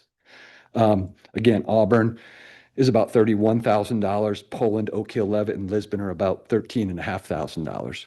So again, that's a cost that's shared and that's new. In Lewiston's case, I guess just to drill down into that number a little bit, that's about $155 per student that we'd be looking for, to cover that differential. That's a lot of ground. I'll stop there and I'd welcome your questions. Thank you. Any questions, Member Bowden? Not really a question. Every year I have to say the importance of this program is so high. I'm so grateful that we have it. You do a wonderful job directing this program. Thank you so much. And every year I can't think of something else that you could possibly bring in that would be relevant, and then you do. So hearing that you're bringing in landscaping is like super cool because that is a high demand job. And I just think that's phenomenal. So thank you for all that you do. Thank you. Member Harper. Thank you. Totally agree. It's an incredible program. I do have to ask around the growth in the landscaping. I heard the superintendent say that there's some income that we get to cover some of those costs. Yep. And so was that the 52 that you mentioned asking to? So that's a great question. So the way that our subsidy formula works is the state compiles a list of all of the programs that they've approved that we are offering. So for us, it's a little different. We have to go through an application process to the state in order to offer landscaping or cosmetology or automotives or anything like that. Once you get that approval, they build in an amount to cover the cost of an instructor, to cover the cost of some supplies, to cover the cost of technology, et cetera. So when we add a program, we add that state subsidy. So in this case, when we add landscaping with our subsidy check that came in this year, it would include the cost of an instructor, some of the instructional supplies, technology, maintenance, and facilities and things like that. If we were to remove a program, that would be subtracted from our subsidy in a given year. Does that answer your question? I'm sure you did. I'm just trying to wrap my head Yeah, around it. It's really complicated. Yeah, so I guess I'm curious, like, if the landscaping program, yeah, so if the landscaping, just for example, Yeah. because there's an addition, if that wasn't happening, what would the Lewiston school, what would be the impact on our budget? So there would be a corresponding loss of the subsidy. So it would go from 5.69 million, and I would guess that it would drop, by 125,000 or so.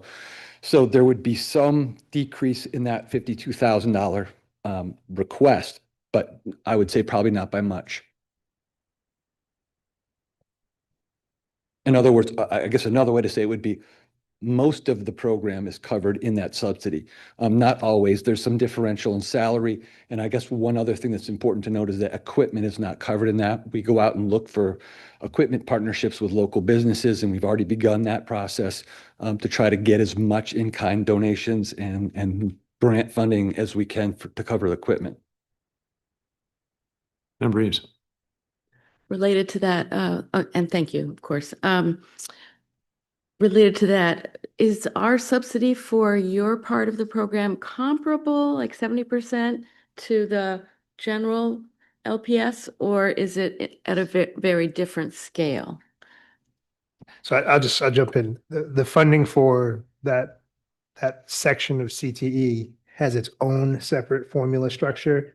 Yep, that operates totally separate of. Exactly, but I'm wondering if it's comparable, not if it's part of it, if it's comparable in percentage. It's not. It's actually close to fully funded. And then there's also federal funds that are known as Perkins dollars. Yeah, that's what I was trying to get at. Thank you. Yeah, and so the Perkins funds allows for the purchase of a lot of materials and at times equipment. There's different rules.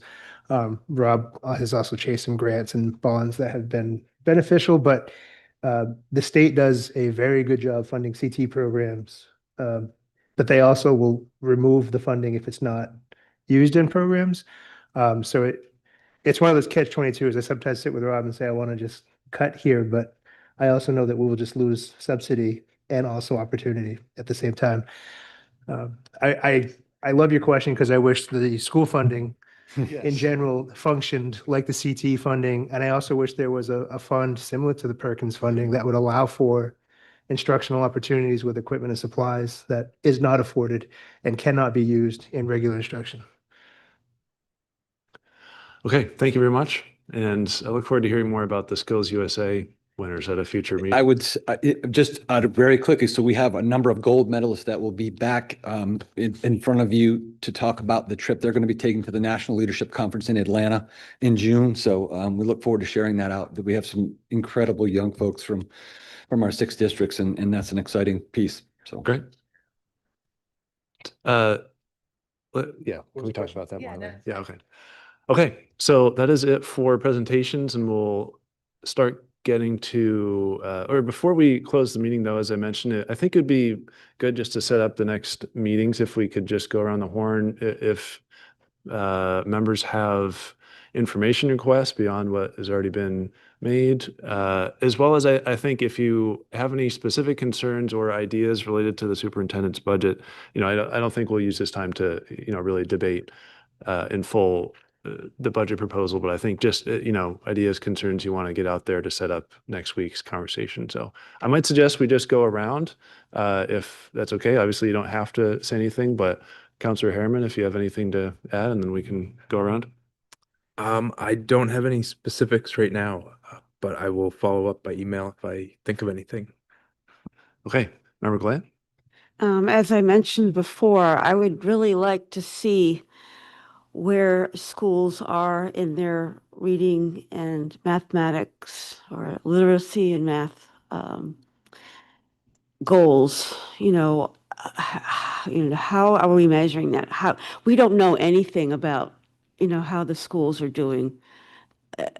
We get the behaviors and we get the SELs and we get everything else, but we're not getting the actual, what are they learning and where are they at in their academics? So we can bring that. We do bring that with the CNA report every July that we go through for our comprehensive needs assessments, but we have all that data we can bring. It would be nice if next year that they could present that part of it well. We've tried to do it in the past. The hard thing is there's no benchmark measure for now. It's all fall or spring or it's fall to fall. So sometimes the data that we get around this time of year, we're reflecting on last year. I think it's still meaningful, but it's not going to measure the immediacy in that sense. Member Hawkins, anything you'd like to add? I'm just gonna ditto Mr. Harriman. I don't have anything right this second, but if something comes up, I'll email. Okay, thanks. Member Harper, anything to add? Yeah, I had requested, and Jake, you responded that you'll be pulling together information about each of the schools in terms of level of need. I know we've seen a little bit of that in each of these presentations, but not in a way that we can kind of look at it and compare schools in terms of what is the percentage of poverty at each of these schools, like McKinney-Vento, some information about facilities, like what is the percentage of teachers that are sharing rooms, that kind of thing.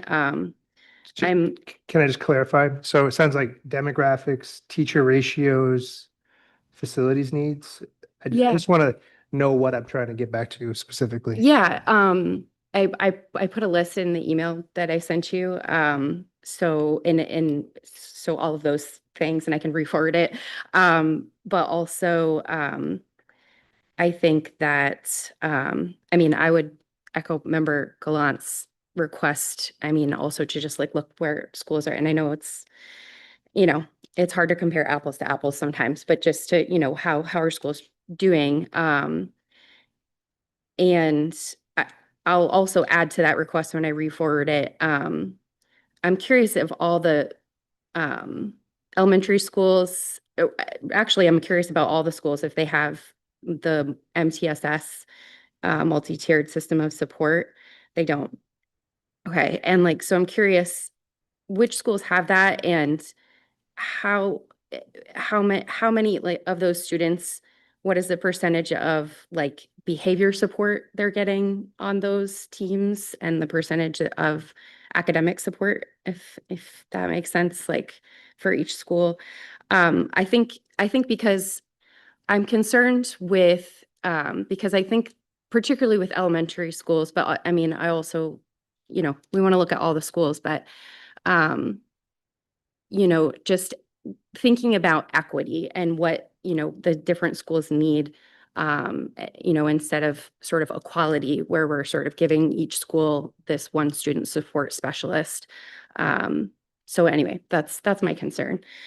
And then, yeah, we don't, we're not going to get into the specifics now, but I think for me, I really, I recognize that we have to make cuts and it's awful because, we're cutting into the bone, I think, with some of these cuts.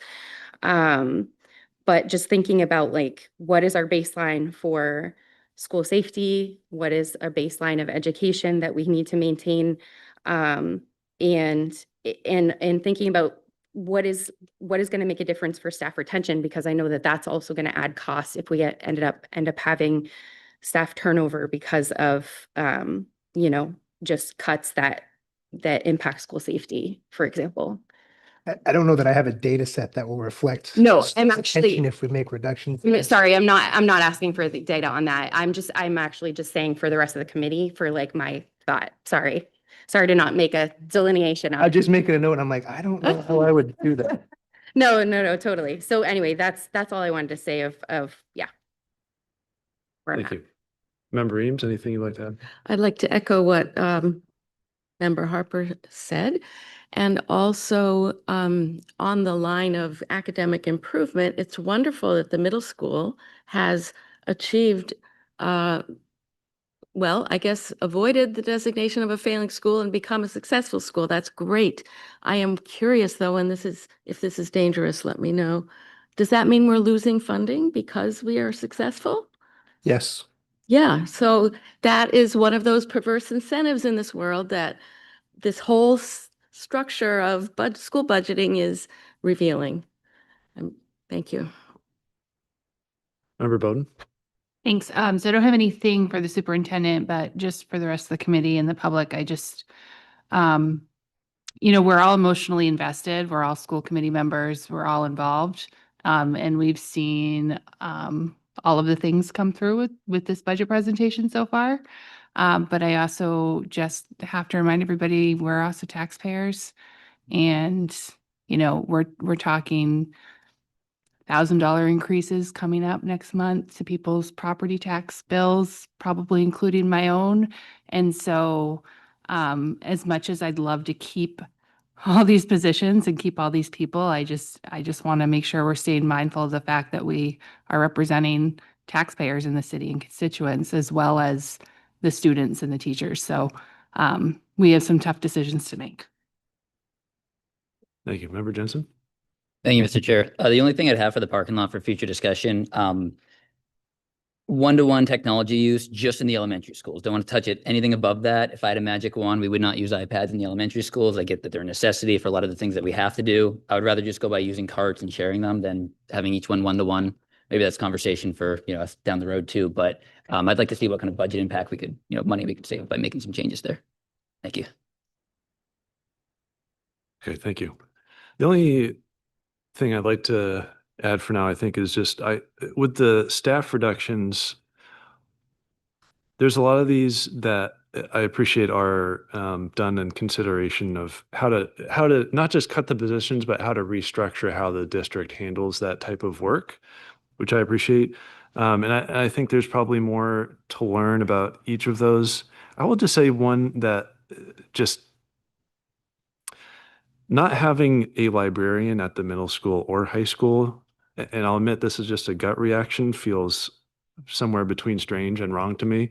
But I think part of that is, as this has come up, and I know it's in process, it's been a little bit like we're still trying to figure out how that model would look. And so that's just one point where I would not feel comfortable voting on something like that without knowing exactly how the alternative is going to look. Now, I think that is true across the board, but just something about those positions, just my gut reaction is a little negative, I guess I would say. So that's just one point I wanted to add that maybe we can get into next week. Anything you want to add before we wrap up? Yes, Member Harper. I'm just curious, and maybe this is for Scott as the council representative, but I know that when we met on Monday, the council said that they were potentially looking at additional cuts at the city side. And I'm just curious about, I think it's like early April that there's a presentation of our budget to city council. And I was just curious a little bit about the city council's process and how we might work in tandem. I guess I would say I will do my best to keep everyone here updated, and but also feel free to attend or watch the city council workshops. We're doing similar things to what's happening here. It's really, yeah, it's right now the city budget, the proposed budget doesn't have any new positions in it. Well, it does have the one public health coordinator, but it sounds unlikely that that's going to go forward. But we are talking about if additional cuts need to be made to that budget, where that would come from. And there are other plans in the works as far as other possibilities for the budget. But it's especially challenging with the revaluation happening at the same time, because it's not really even from one year to the other. So it's going to be hard to tell what part of the tax bill is increasing for people whose tax bills may increase, what part of that is due to the revaluation and what part of that is due to the potential increase in the city budget.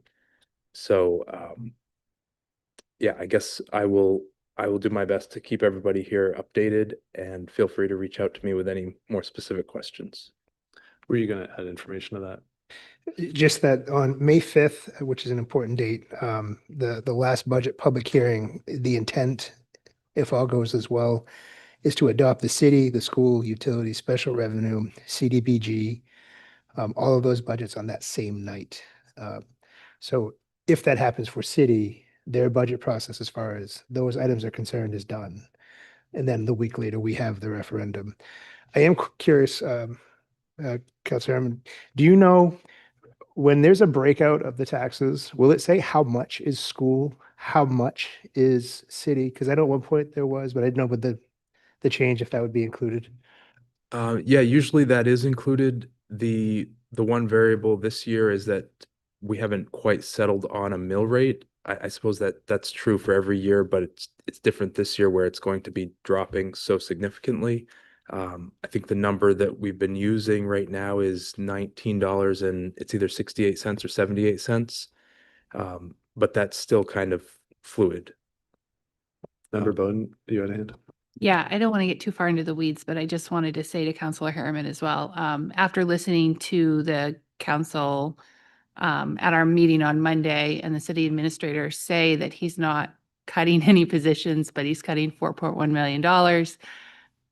That's all well and good, but it sounds like you're cutting resources for people in the city. And so I guess to me, it would make more sense to maybe eliminate some positions and eliminate resources to make people's jobs harder. So I'm hoping maybe that's something that you could kind of get across to them. Did you have a hand? Yes, Member Reeves. I don't know the logistics of getting that letter signed, but if you have a meeting tomorrow night, that's a budget meeting, right? So if we need signatures from the council, they're meeting tomorrow night. So I don't know if that's helpful. And I don't know if you need to hear from us about signing or need us to physically sign something tonight. Thank you. Oh, sorry, were you going to add something? I was just going to say, it's my understanding, and I talked to City Administrator Kainrath, we can facilitate the signing as long as we have your permission to do so. It won't be a wet signature, but we can put everyone's name and get that sent off. And the due date on that, we were hoping to be around Friday because we're pulling together documents live. Just a reminder, they have their meeting tomorrow night. Okay, thank you. Any last words before we move to adjourn? Okay, all right. Update from our fact checkers. I've been sitting too long and not talking, so here I am. So one of the questions was, and it kind of alludes to Jake's slide on the underneath Dingley about the ELA specialist that was cut. So that position was reduced, and when we did this, it's an accounting thing. We didn't have to change the line, so we didn't have to cut the position out of the budget. We just had to rename the position on that line. So the ELA specialist was removed, but then an MTSS specialist was put in that place, and it was a decrease of about $11,000 when we did that budget for that. So it didn't appear like the other ones because, like I said, it falls under that same line. So that's on me. But Okay, thank you for that clarification. Okay. Is there a motion to adjourn? So moved. Is there a second? Okay, seconded by Member. All in favor, please raise your hand. Okay, any opposed? Well, this is a Okay, workshop. We can't vote at a workshop. What do we? We can to adjourn, and the motion has passed and the meeting is adjourned. Thank you.